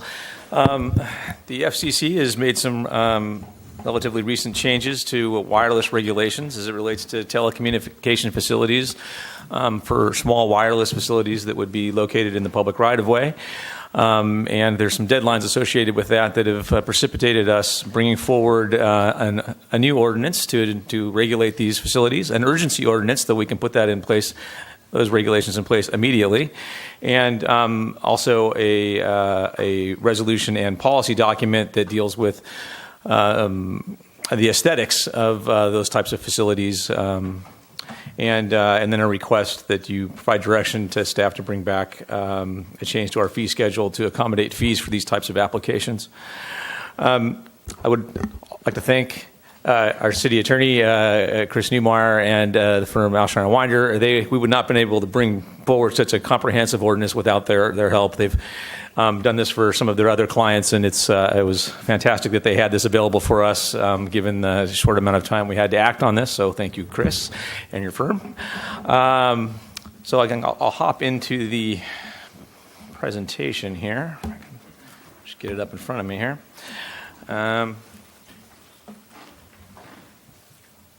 Okay, there we go. Like I said, the FCC made some recent changes in September of 2018 where they issued a small cell order, which shortens time frames dramatically for the processing of applications, limits the fees that we can charge to those that represent the actual reasonable cost of providing the service. That's not a huge change because that's how most of our fees are based. And then also limits the city's ability to regulate aesthetics.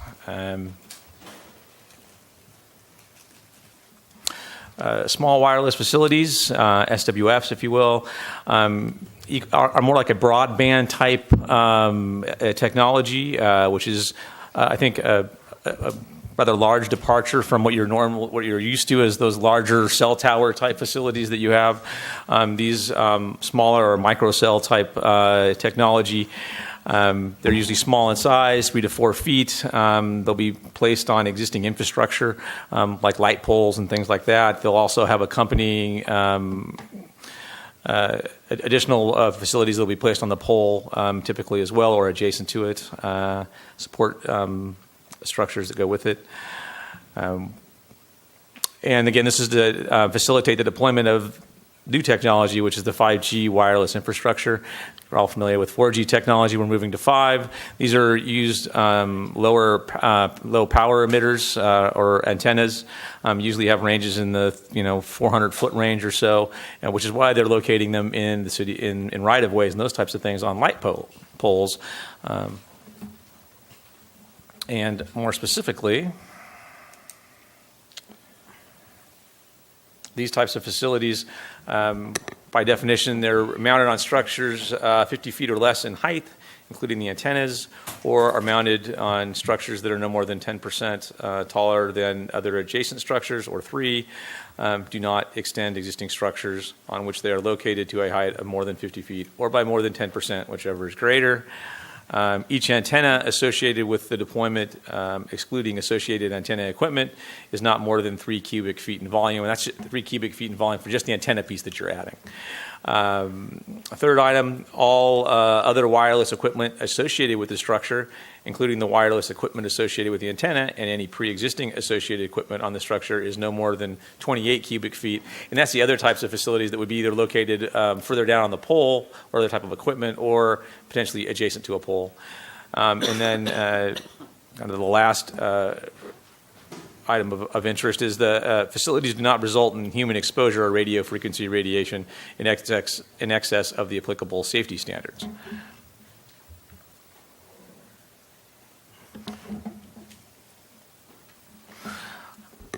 As I was talking about, this is a change in infrastructure coming into the system to implement the 5G technology. It's likely that most of the applications that we'll see coming forward will qualify as small wireless facilities under the FCC order. They do allow them to be located in residential neighborhoods. The draft ordinance that we have in front of you, though, has that as the lowest priority for location.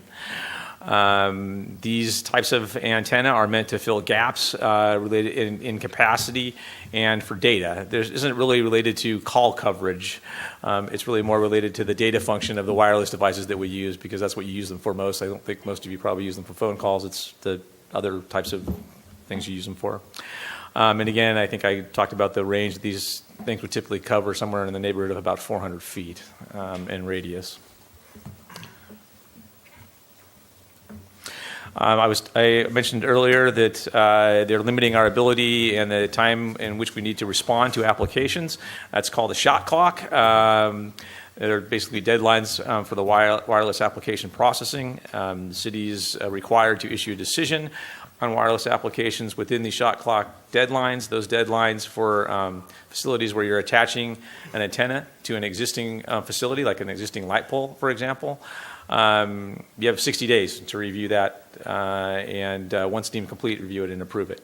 90 days for new structures. This really shortened window for approval pretty much excludes our ability to have any sort of discretionary hearing process associated with this, although we do have notification processes built into the ordinance. So we will be notifying neighbors that the facilities are coming forward, and we will notice the 300-foot radius.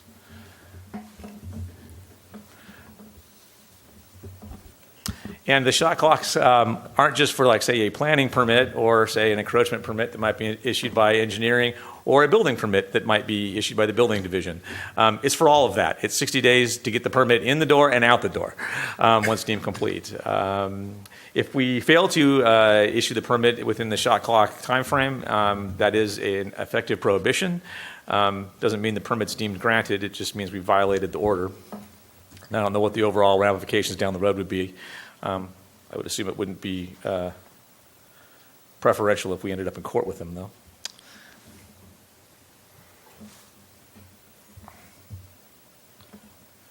Okay, and then I mentioned that there's also some restrictions related to the design aesthetics.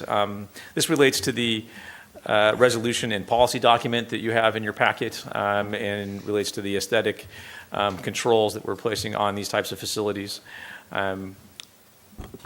The FCC order indicates that we cannot materially inhibit small wireless facility installations. This sort of is a change in how the law is written, sort of a dramatic one, really. Cities' aesthetic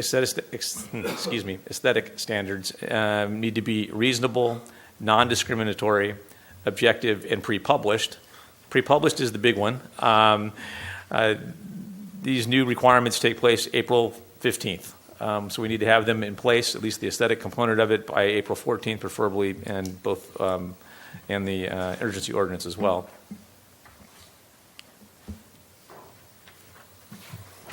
What design standards are allowed. By FCC order, aesthetic requirements that are reasonable and that they are technically feasible and reasonably directed to avoiding or remedying the intangible public harm of unsightly or out-of-character deployments. Really, so you're limited to, you need to use similar materials, similar colors, and those types of things for the antennas so they don't stick out. That's basically what it kind of boils down to. And once an application has been deemed complete, we have very little discretion or room to then deny them, especially if the application that's proposed meets our aesthetic standards. Then they would be technically feasible. If they're technically feasible for deployment, we would have little discretion there for denial. Once we released the staff report for this, we were contacted by Charter Cable. Specifically, Mr. Neumeier was contacted, and they had some concerns related to the language in here and whether franchises were exempted from it. I think the ordinance is pretty clear in that they are, but they were still concerned, and Mr. Neumeier was able to come up with some language to address that. You have the presentations in front of you. It's the red language that Mr. Neumeier added that's on the board there. If you want, I can read it. Entering to this section, it says any entity legally entitled to an exemption pursuant to state or federal law or governing franchise agreement. And then we added the area in red, which is including without limitation the holder of a state-issued franchise under the Digital Infrastructure and Video Competition Act of 2006, as amended. And then we added another sentence at the very end, also in red, and it says, nothing in the exemption shall apply so as to preempt the city's valid exercise of police powers that do not substantially impair franchise contract rights. And then I would offer it to Chris if he has anything he'd like to add related to the conversation he had with Charter. Scott pretty much did a great summary of that. Thank you, Mr. Graham. Basically, Charter just wanted to confirm that this ordinance is not going to apply to a cable provision, and it is a wireless telecommunications ordinance. And we thought, just in the spirit of good government, that we would give an example of a franchise agreement that is excluded from it, which is DIFCA, the Digital Infrastructure and Video Competition Act. And then also we have at the end a sentence that does maintain our police powers for general regulation, notwithstanding the franchise. So we're suggesting that council approve this amendment on the floor to the ordinance presented. Yeah, so this amended language would affect both the urgency ordinance and the regular ordinance. I have one more slide, and this is the actions that we're requesting of you this evening, and it is in the end of the packet that I gave you. So we're asking you to introduce the first reading by title only and waive further reading of ordinance number 621, which would add chapter 12.12 to the municipal code and would regulate telecommunication facilities in the right-of-way and would determine the project exempt from CEQA. Number 2, adopt by title only and waive further reading the attached urgency ordinance number 620 to add chapter 12.12 to the municipal code to regulate wireless telecommunication facilities in the public right-of-way, and again, determine it exempt from CEQA. The urgency ordinance, upon action by the council were you to approve it, would take effect immediately, and the regular ordinance, they both have the same language in them, would require a second reading at the next council meeting, and we would be bringing that forward to you were you to move it forward this evening. And then third would be to adopt the attached resolution 2119, and that would approve the city council policy that includes the aesthetic component to the wireless facilities. And then 4, direct public works staff, and that might end up being actually me, to bring back an amendment to the master fee schedule to have a fee that addresses these types of applications and also establishes penalty fees. With that, I'll end my presentation, and I'd be happy to answer questions. Thank you, Mr. Graham, and excellent quick presentation. Appreciate that. Very comprehensive background. Thank you for the staff report. That was helpful. Thank you to our city attorney and group for assistance with that. We appreciate that. I'm going to move directly to public comment and open up public comment. Anybody wishing to speak on this item, please come forward now. Looking once, twice, seeing none, I will close public comment, bring it back, and I will entertain a motion. I would like to move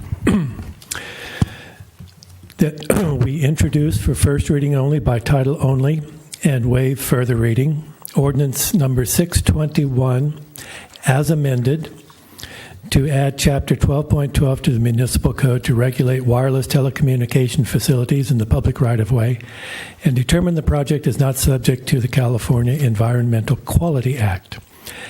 And I move that council adopt by title only and waive further reading the attached urgency ordinance number 620 as amended to add chapter 12.12 to the municipal code to regulate wireless telecommunication facilities in the public right-of-way and determine the project is not subject to the California Environmental Quality Act. And that council adopt the attached resolution number 21-19 to approve the corresponding city council policy for additional regulations applicable to small wireless facilities in the public right-of-way and direct staff to promptly publish the policy on the city's webpage, and that council direct public works staff to bring back an amendment to the master fee schedule to establish application fees and penalty fees. Second. I'll second. Well, hold on. There's a little amendment I think he wants to add to that. I said as amended. You did, thank you. I'm sorry I missed that. Is there a second? Yeah, I'll second. Okay, is there any discussion or questions? I'm just wondering how Dane is doing. Did you get all that? Okay. Go ahead. I would like to say that the city policy that Mr. Neumeyer's firm provided just knocked me out with its quality, the high quality and thoroughness. So thank you very much for that. Appreciate that. Yeah, and I got to ask questions, and I had them all answered previously. So thank you to staff. Great. So we have a motion by council. Did you have questions? Sorry. No, just a thank you to Oh, staff as sure. well for answering all my questions over the weekend. So we have a motion by Councilmember Davis, and did you second it? Second by Councilmember McPherson. Roll call vote, please. Councilmember Davis. Yes. Councilmember McPherson. Yes. Councilmember Addis. Yes. Councilmember Heller. Yes. And Mayor Heading. Yes. Motion carries 5-0. Thank you. That moves us to item number C-3, report on Washington, D.C. meetings, both for CMANC, Annual Washington Week Conference, as well as concerning the Water Reclamation Facility, Wharf, Harbor, Public Works, etc. Mr. Andersby, are you up for this? Sure, Mr. Mayor. I Thank think both myself and Rob will probably jump in, and Scott will jump in as well as needed. So mostly I'm going to be reporting obviously on the CMANC and harbor stuff. Fiscally, the Cable Committee just met. As you know, we applied for a grant for $8,000 to fund your expenses and my expenses as part of the CMANC delegation. The Cable Committee just met today in San Luis. I haven't heard the results of that meeting yet. But they funded for the last 20-something years, so I don't anticipate we'll have a problem. Finishing up on putting together our expense reports, it looks like our expenses will come in under $8,000, so we should be good on that regard. January 8th, the council authorized our 5-person delegation of the mayor, harbor director mainly for the harbor stuff, and then city manager, public works director, and Eric Caceres from our consultant group to go and work on the wharf project issues. Carpian Clay was our consultant our lobbyist over on the East Coast in Washington, D.C. that set up many meetings for us. Monday and Thursday, there were Morro Bay specific meetings, and then they also get involved with the CMANC group as well, which had meetings on Tuesday and Wednesday. And the Ferguson group set up a lot of meetings on all those days as well, and so we were all very busy. I can't say that I spent much time doing any sightseeing. We pretty much were meeting for 4 full days, so it was a busy week. Topics obviously from the harbor front included primarily dredging and Corps of Engineers funding. We do have $2.94 million in this year's budget for dredging our harbor entrance. Was just about what we asked for. That included a plus up by Congress of the president's budget from last year, which was good. Don't know if that'll happen this year. The Corps' budget has been decreased this year under the president's proposal so far.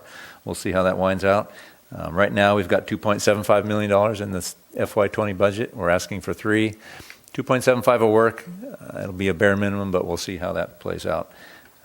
Offshore wind and the BOEM process and Castle Wind, we spent a lot of time in meetings to propose or to promote the city's position in supporting that with our benefits agreement with Castle Wind, including the fishermen and their agreement, and trying to make sure all our needs are met. So spent a good amount of time on that.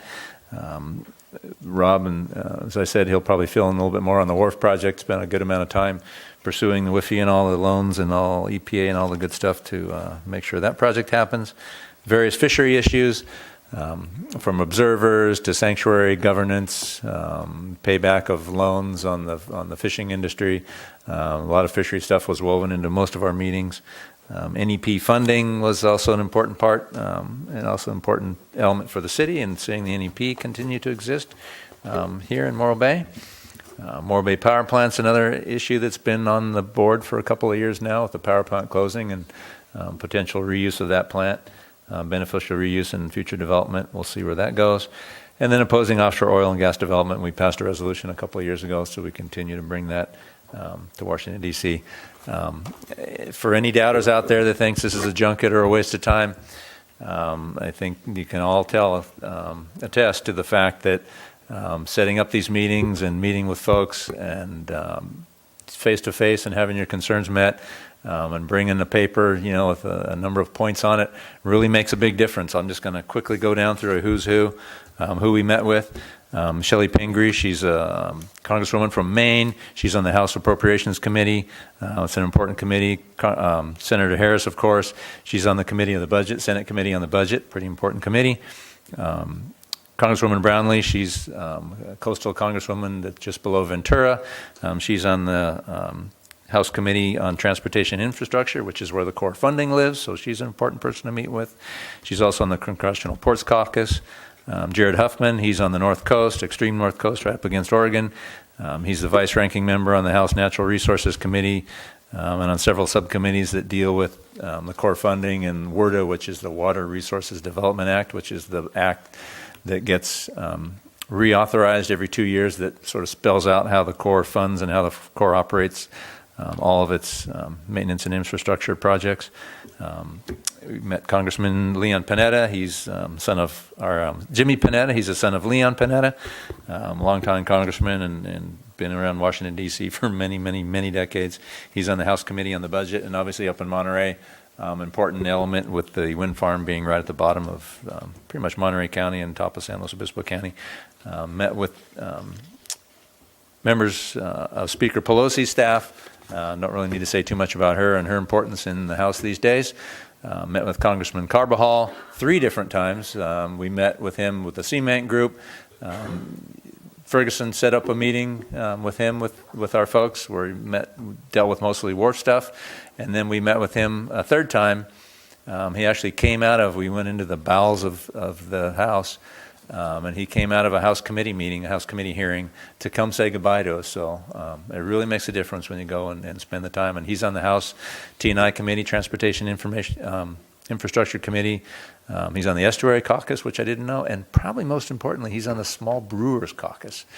So we'll have to follow up on that one a little bit more the next time we go out to Washington, D.C. Senator Feinstein, obviously, doesn't need much introduction. She's on the Senate Appropriations Committee on several important subcommittees that deal with core and core funding. Congresswoman Jeanette Napolitano, she's on the House Committee of Natural Resources, also on House T&I and several important subcommittees, including the ranking member on the Subcommittee for Water Resources Development, which is WRDA, which I spoke about a minute ago, so very important committee. Congressman Alan Lowenthal, also on House T&I, and on the House Committee of Natural Resources, on the Ports Caucus. Something I just learned looking up his bio to get a little speaking points today. He's on the Zoo and Aquariums Caucus. So he may be a resource to tap when we continue forward with the aquarium project. So those are just kind of a quick rundown of the Port and Harbor folks we met with. We also met with Department of the Interior, and got some good staffer advice on how to advance our BOEM objectives and our Castle Wind objectives, and also met with BOEM, Walter Cruikshank, the acting director of BOEM, Bureau of Ocean Energy Management, and the update on that process and where they are, and also reiterated our concerns and our input that we gave when we submitted our letter to the call for the areas that they're leasing, so another important meeting to make there. And then again, all the wharf meetings and White House Intergovernmental, I'll let Rob or Scott take over from there. But again, I think it's very effective that we get there every year, the unified voice of the system of ports and harbors. Every single one of our congressional folks and most of our senators, we've been saying it to them from a CMB standpoint enough over and over and over again, that the harbor maintenance tax that's collected that really funds all these core projects, that it all needs to get spent every year. There's billions of dollars sitting in a piggy bank right now that need to get spent. There's projects that need them, and more money coming to California. California's a donor port. For every dollar that's earned in California in the harbor maintenance tax, I think it's like, I don't know, 5 or 7 cents or something that comes back to California. So they're all pretty unified and trying to bring more money back to California.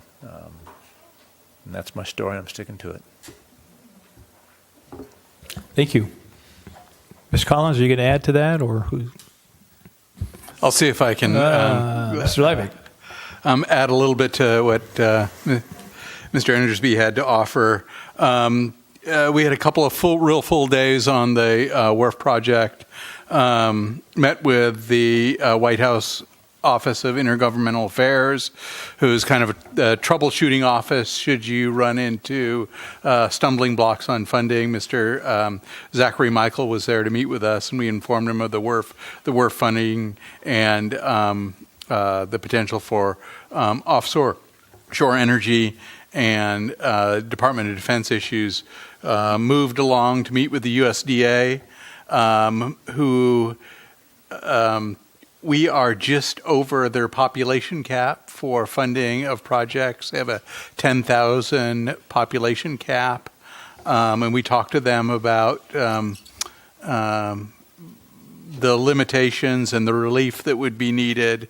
They advised us of new regulations that they'll be establishing for loan guarantees for populations of up to 50,000 persons, but likely they won't have those rules established until March of 2020. There's possible changes in the ag appropriations in 2020 to increase that population cap to 20K. And then they suggested that we meet with the congressional delegation to talk to them about riders on appropriations or the ag bill to create a population waiver for Morro Bay.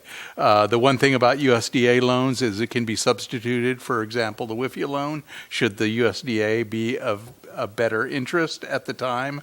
And also the advantage of USDA is they have a granting component to that also. Typically some percentage of that is issued in grant. Fairly modest percentage, but it is. Grant money is better than loan money. Met with Congressman Mr. Salud Carbajal, Semper Fi.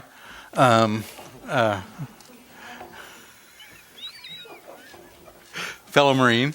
Talked about the WRF and WRF funding, the idea of population waiver, and just bringing him up to speed, making sure that he knows where our project is, and he is willing to come in and help anytime needed. Met with the EPA Office of Water to talk to them about WIFIA and our project in its status, and their goal is to work on closing those first 12 projects that first round of WIFIA loans. So they're working really hard to get our project closed. Alshire Winder's office, their bond counsel, is working with us to establish the loan documents for that. They're working on drafts right now to a bunch of attorneys have to look at those and approve those before we bring them to council.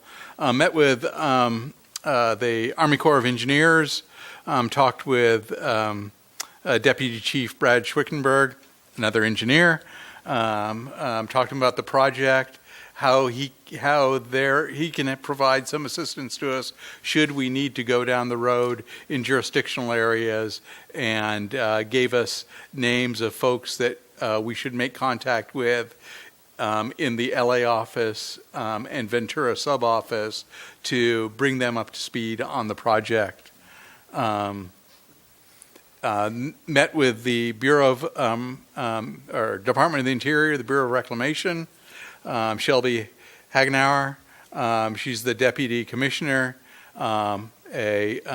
sometimes a Tascadero resident, so she is very familiar with the area, and talk to them about the Title 16 funding.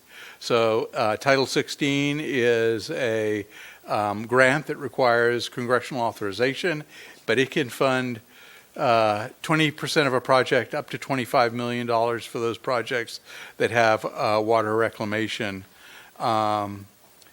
Met with a legislative fellow in Senator Harris's office, bringing her up to speed on both the WRF project, WRF funding, and the offshore wind project.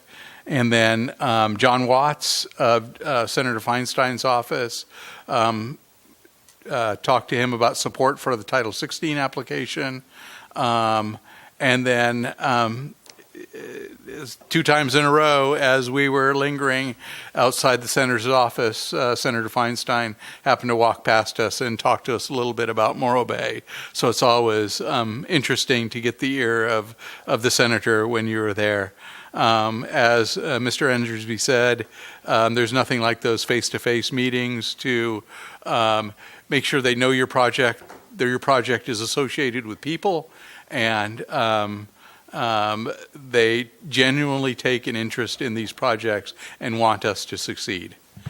Scott, do you have anything to add? No, just echo the comments of both Eric and Rob. Having been an intern on the Hill many years ago, those meetings are invaluable. Both Ferguson Group and the folks who support CMAC are really, really sharp.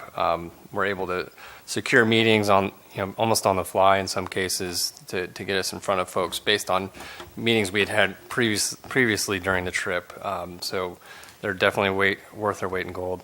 A lot of the objectives really is to maintain those relationships, to secure support on the wharf side for the WIFIA funding, to pursue other avenues that we may not be aware of, to track down new legislation. There's a lot of gelling going on around water and wastewater projects as the country comes to grips with the fact that our infrastructure is aging rapidly, and a lot of people have needs right now, and like where we are with Morro Bay.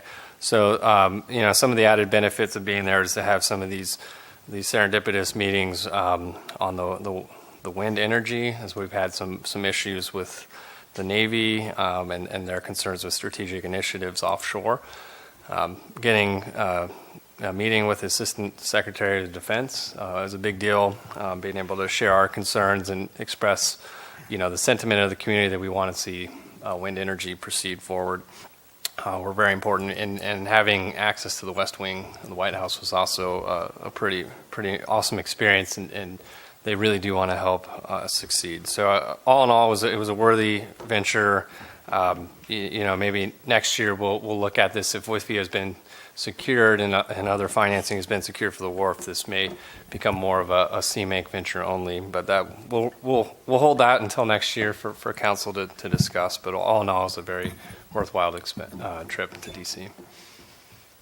Great. Thank you all for your comments. I'll just add that they wore me out. It was 4 days, about 30 meetings, and it's quite extensive. I want to just speak to a couple of things that maybe weren't mentioned or slightly mentioned. The value of lobbyists, Carpy and Clay, with regard to harbor issues. They're well organized. They're on point. Their group is targeted. They are able to get in where we need to get in. And Mr. Endersby is fantastic with regard to his knowledge of harbor issues, his advocacy. I was with him at a number of meetings and really appreciate the fact that you've been there a number of years and know your way around, but also articulate our position very well with regard to our harbor-related issues. I'll just add we advocated for the NEP program as well as fisheries regarding fishery issues. In addition, our Ferguson group is extremely valuable. As our city manager said, we got in on some very last-minute meetings that were extremely important. We did advocate with DOD for the wind farm. We went to the Pentagon. We were able to get in and speak with them directly. I want to tell you probably the most valuable interaction was 2 meetings that we had with Congressman Carbajal, who is very helpful to this community. He has been very supportive with all of our applications, written letters for us. He's in the middle of the DOD issue, which is fairly significant regarding the Navy and the potential issues with the wind farm. Within a week, he had organized a local meeting for local elected officials. I attended last week with the Department of the Navy to further explore the issue, and that shows you how quickly that he is acting for us. So I can't express my thanks enough to him. Mr. Livick, thank you. Mr. Casares was with us as well. Thank you for your expertise and all the information that you shared. And again, our city manager, great trip. Well worthwhile relationships being built, and a very valuable advocacy group. So I was honored to be able to attend for the council. With that, I'll open it up for public comment. Any members of the public wishing to come forward and speak on this item, I'll open it up now. Looking around wildly at... And Mr. Sedley, welcome.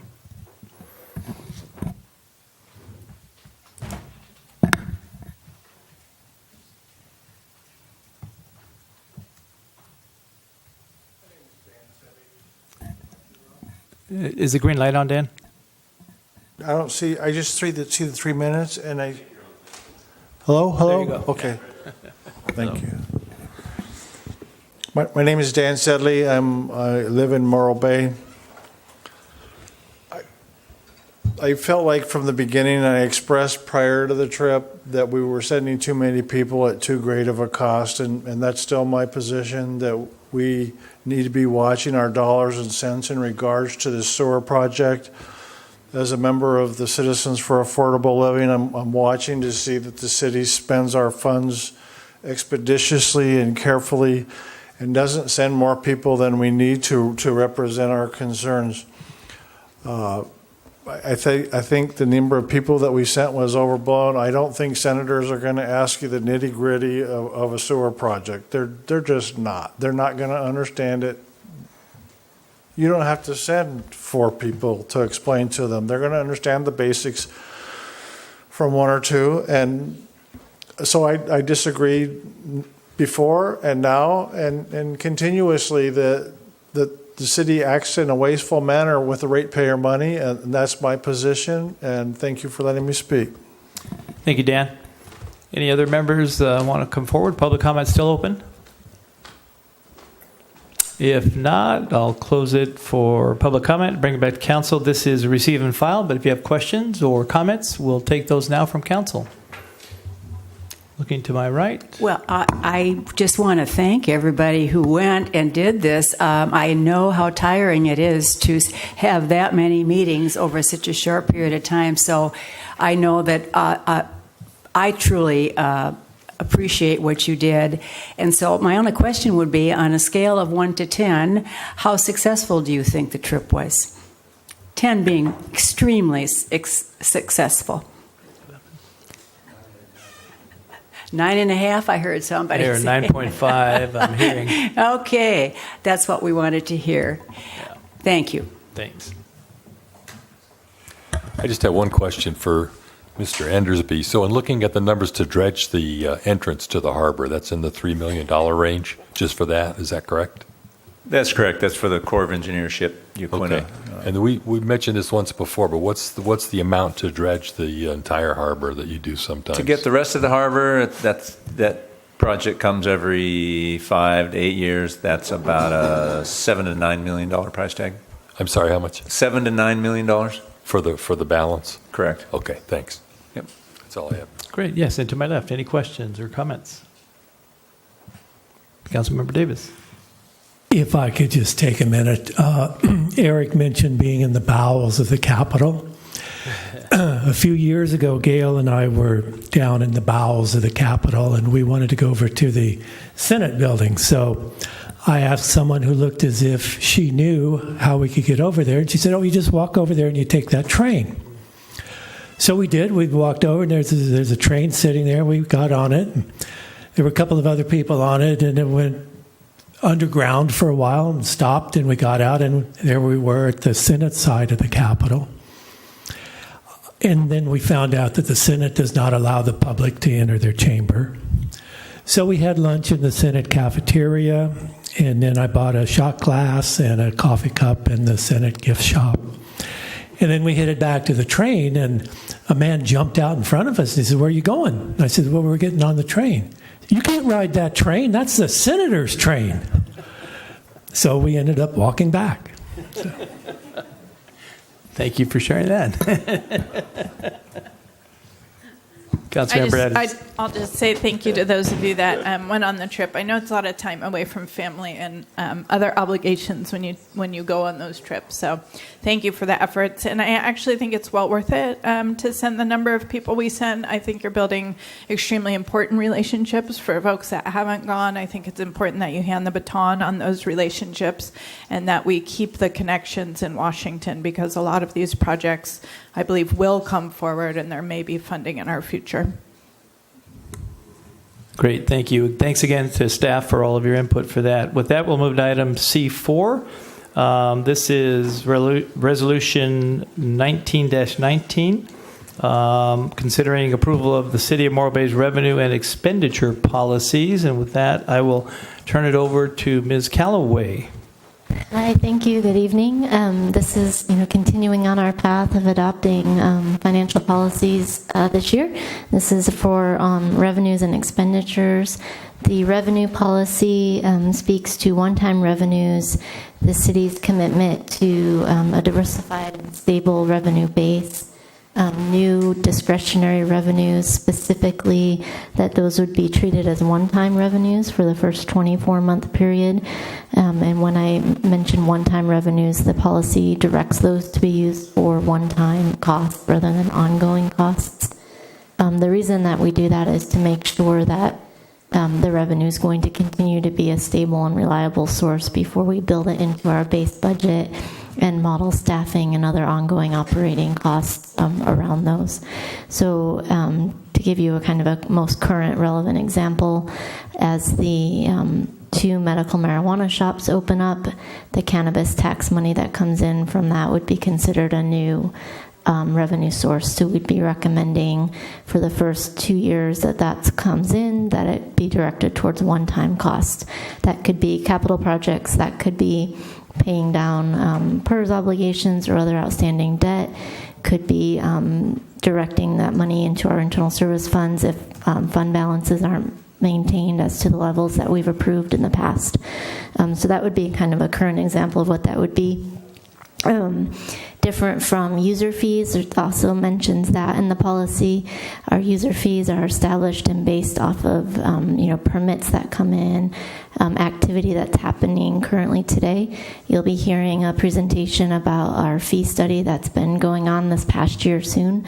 Any increases to those user fees that the council chooses to implement, those would be built into the ongoing base since they are based on current utilization, and it's just an increase to that cost. The second policy that is attached is an expenditure policy. This policy commits to the city's service levels, service deliveries, maintaining those service levels for the community and the lifestyle that the community has. We speak to staffing needs and regular staffing versus contract staffing and temporary staffing, and our commitment to having permanent full-time staff to the extent possible and feasible. There is a distinction that between part-time staffing, allowing for that to be in our budget and be our service model when it makes sense.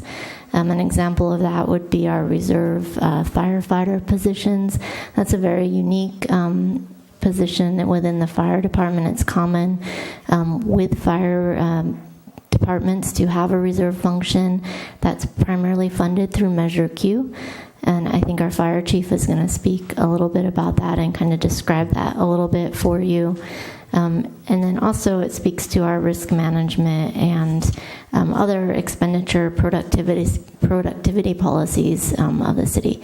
So I'll let the chief speak a little bit about reserves, and then if you have any questions, we're happy to answer those. Good evening, Mr. Mayor and Council, and nice to see you guys tonight. Reserve components has been part of the fire service, especially in California, for a long time. Since 1931, since we've been a fire district, we've had reserves working shifts, also augment some of our high-risk calls that we have. So today, we do have multiple programs trying to fit today's society. We have a reserve component that's for augmentation, so they respond from home. if we have a structure fire or a rescue or a vehicle TC. We also have a seasonal program. That's something we started about 4 or 5 years ago. We bring on 3 to 4 seasonal firefighters to help us during tourism season, also help us during fire season, not to just respond to wildland fires in our local area or in our city or out in the state, but sometimes our county gets stripped, so we increase our staffing because our mutual aid has dropped, and we want to make sure we have enough people on staff to fight our fires without mutual aid. Also, under agreement with the employee group, we're allowed to use limited term reserve firefighters for 6 months at a time to work a shift. To be honest, we use reserves to fill full-time slots, try to make this work. We maintain 4-person staffing as per Measure Q, or as the Emergency Services Ad Hoc Committee in 2003 that led to Measure Q in 2007, and we use a reserve component to help us with that. If we were to hire more full-time firefighters to meet the needs of the council at that time, we would have to hire 3.4 additional firefighters. By using reserves, and we're able to be very flexible and additional overtime to be as cost efficient as much as possible. And we're going to continue to use reserves as long as society will produce them for us. Today, with the new OSHA mandates and training mandates by state fire training, it's extremely hard to maintain a reserve component.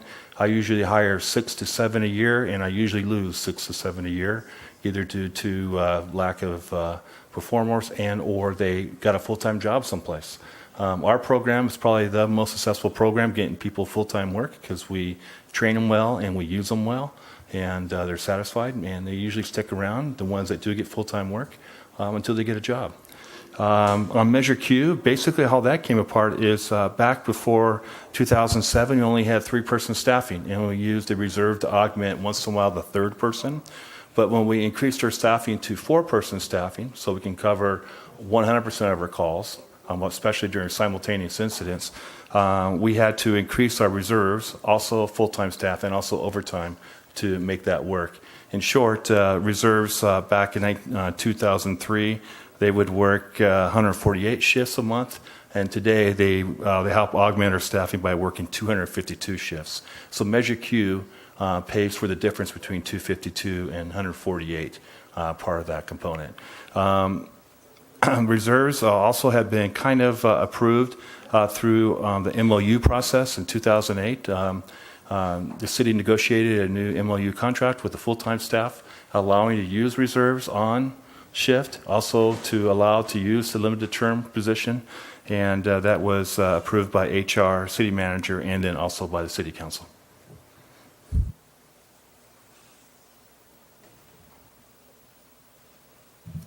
And with that, if there's any questions, we're here to answer them. Thank you. Thank you for your report. Appreciate that. And I'll open it up for council questions. Questions to my right? I have just one question. I actually, Jen was kind enough to meet with me, so the only question I really had concerned what I felt was somewhat of a discrepancy between actually earmarking 10% of the discretionary revenue for capital projects versus a statement later in the policy that suggested she didn't want earmarking. And so if you could explain the rationale for why you would want to earmark 10%. Sure. So Councilmember is speaking about the use of discretionary revenues on page 157 of your packet. And in the second paragraph under the use of new discretionary revenues, it mentioned having a 10% of new revenues being diverted to capital projects. The intent was to kind of identify and help build up a capital funding program for council. There is a comment later on made about not earmarking revenue. That's certainly something that council can do when we do get a new revenue source coming in, and as part of the council's discretion. So we don't need that in the policy. That was the intent, was to try to identify a funding source. The example I used of the cannabis tax money likely wouldn't be significant, but when we talk about wind energy or something larger coming down the road, that could be a significant revenue source. Good. Okay. To my left, questions? for Jen. Councilmember Davis. Jennifer, on the second page of the staff report under user fees and charges under the revenue policy, it is the city's policy to set user fees at full cost recovery levels except where a greater public benefit is demonstrated to the satisfaction of the city council. Is that the partnership policy that we're working on? Well, the council has chosen to subsidize some of the recreation fees. That's in an ordinance or resolution from prior years due to, I believe, the cost of those fees compared to what was affordable. The partnership policy, it could be demonstrated to council that you wish to subsidize that as well. You could subsidize any fee you wish to. Right, but as Council Member McPherson has pointed out several times, we need to have a policy in place so that we treat everyone equally. And I assume that is something that's in the works still?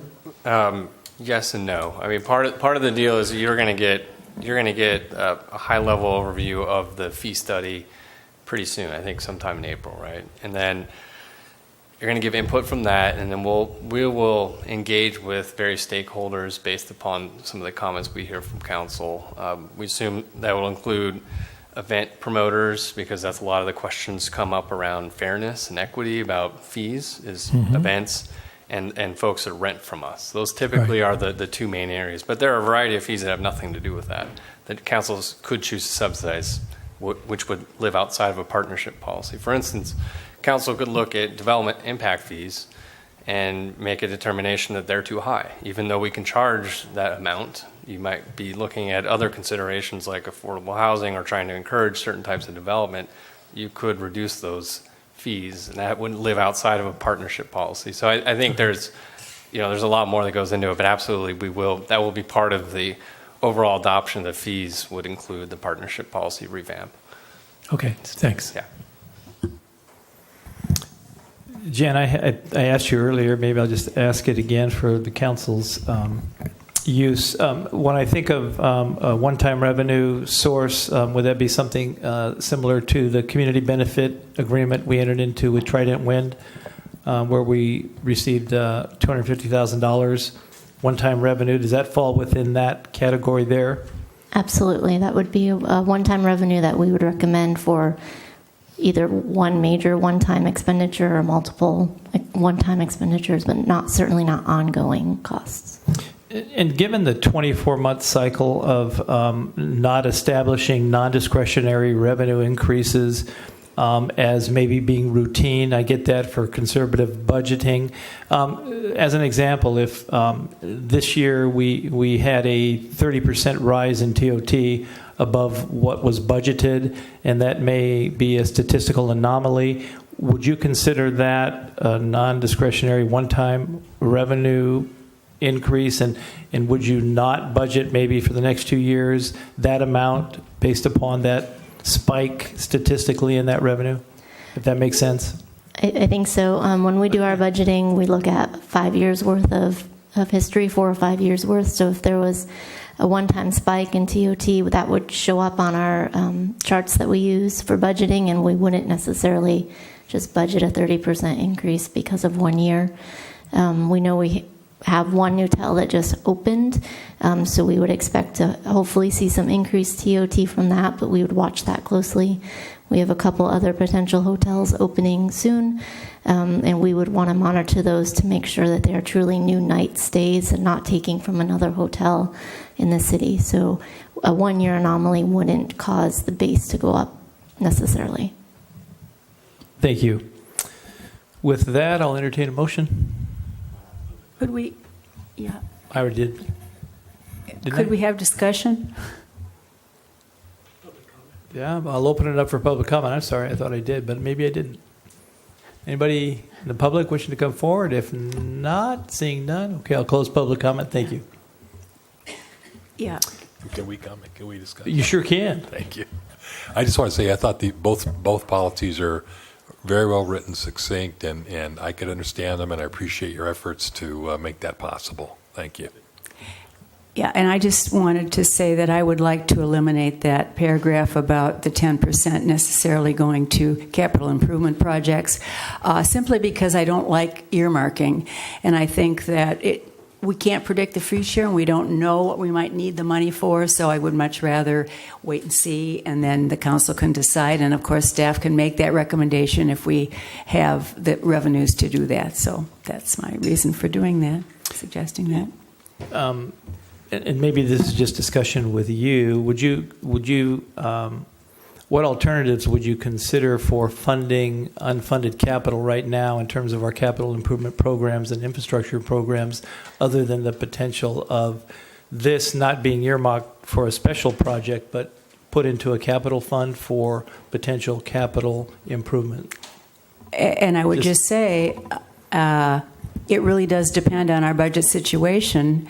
And I would much rather, when the budget situation comes to us, if we have another revenue source, we can certainly put money into the capital improvement project. I just don't like nailing it down for future councils, committing them to that, especially when we don't know what our future is going to bring. So, yes, I appreciate, but we have already done, I think, a fairly good job of trying to build up budget reserves, having reserve funds available, and also to contribute to a capital improvement budget. So I think we're on the right track to doing that. I don't think we have to mandate it in policy. So that's my rationale. I'm actually supportive of earmarking some funds for capital improvements, especially after I saw the Polco results, and one of the highest priorities when I looked at them today for people is fixing our streets and doing some of those kinds of things, and knowing what a deficit after sitting on CFAC for a while and knowing how we seem to just never quite be able to get there with some of our capital improvements. I think it's important that we start to think ahead about how we'll fund some of these, and I actually would kind of like to tie future councils into making sure that we get some of this stuff done. And I'm going to agree with Council Member Addis on that. I originally had the same thought that you did, Marlis, about capital improvements, but when I read further and saw examples of projects qualifying for funding under this provision include such projects as facility repairs, roof repairs, street repairs, air conditioning repair or replacement of flooring, elimination of mold, etc. It's more than just building up for capital improvement. It is also for maintenance of our capital facilities, for which we have no dedicated funding since we lost the rent from Brannigan's Reef. So I am in favor of that 10% earmark. And I too am in favor of the 10%. I think, especially in a number of in the other enterprise fund, Harbor suffers significantly from lack of capital for future improvements, and I think this is a way to begin to set capital dollars aside. So I would concur with my colleagues to the left here. So with that, I'll entertain a motion.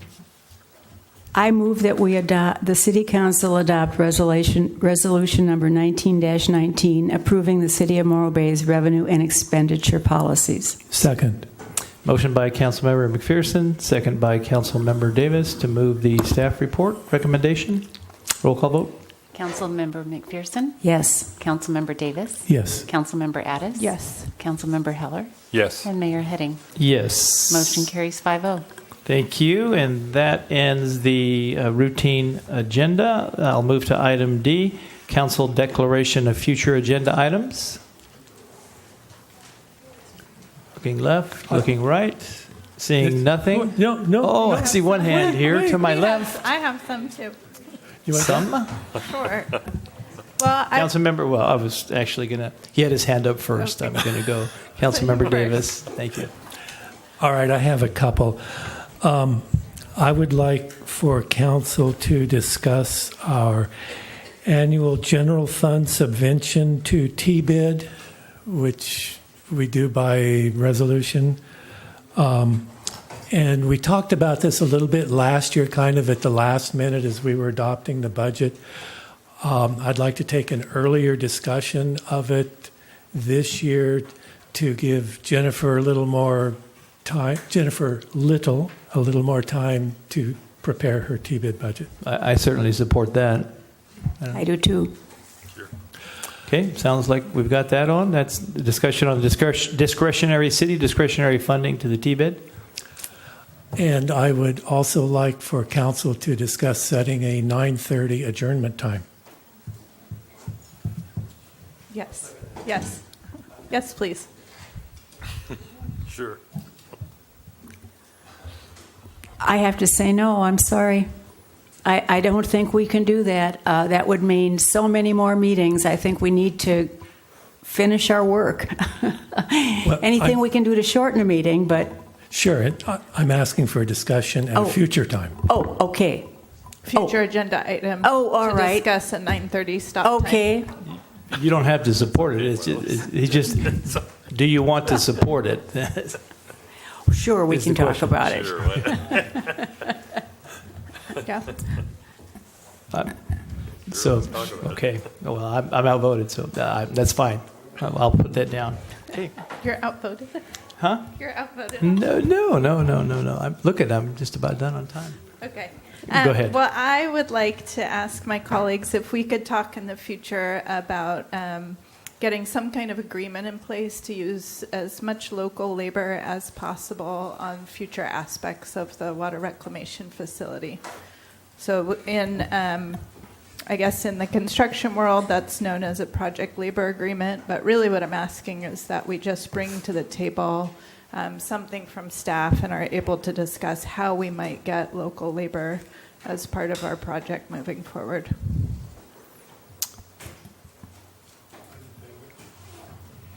I'm in favor, as long as the future agenda items that I suggested in the last couple of months are brought forward first.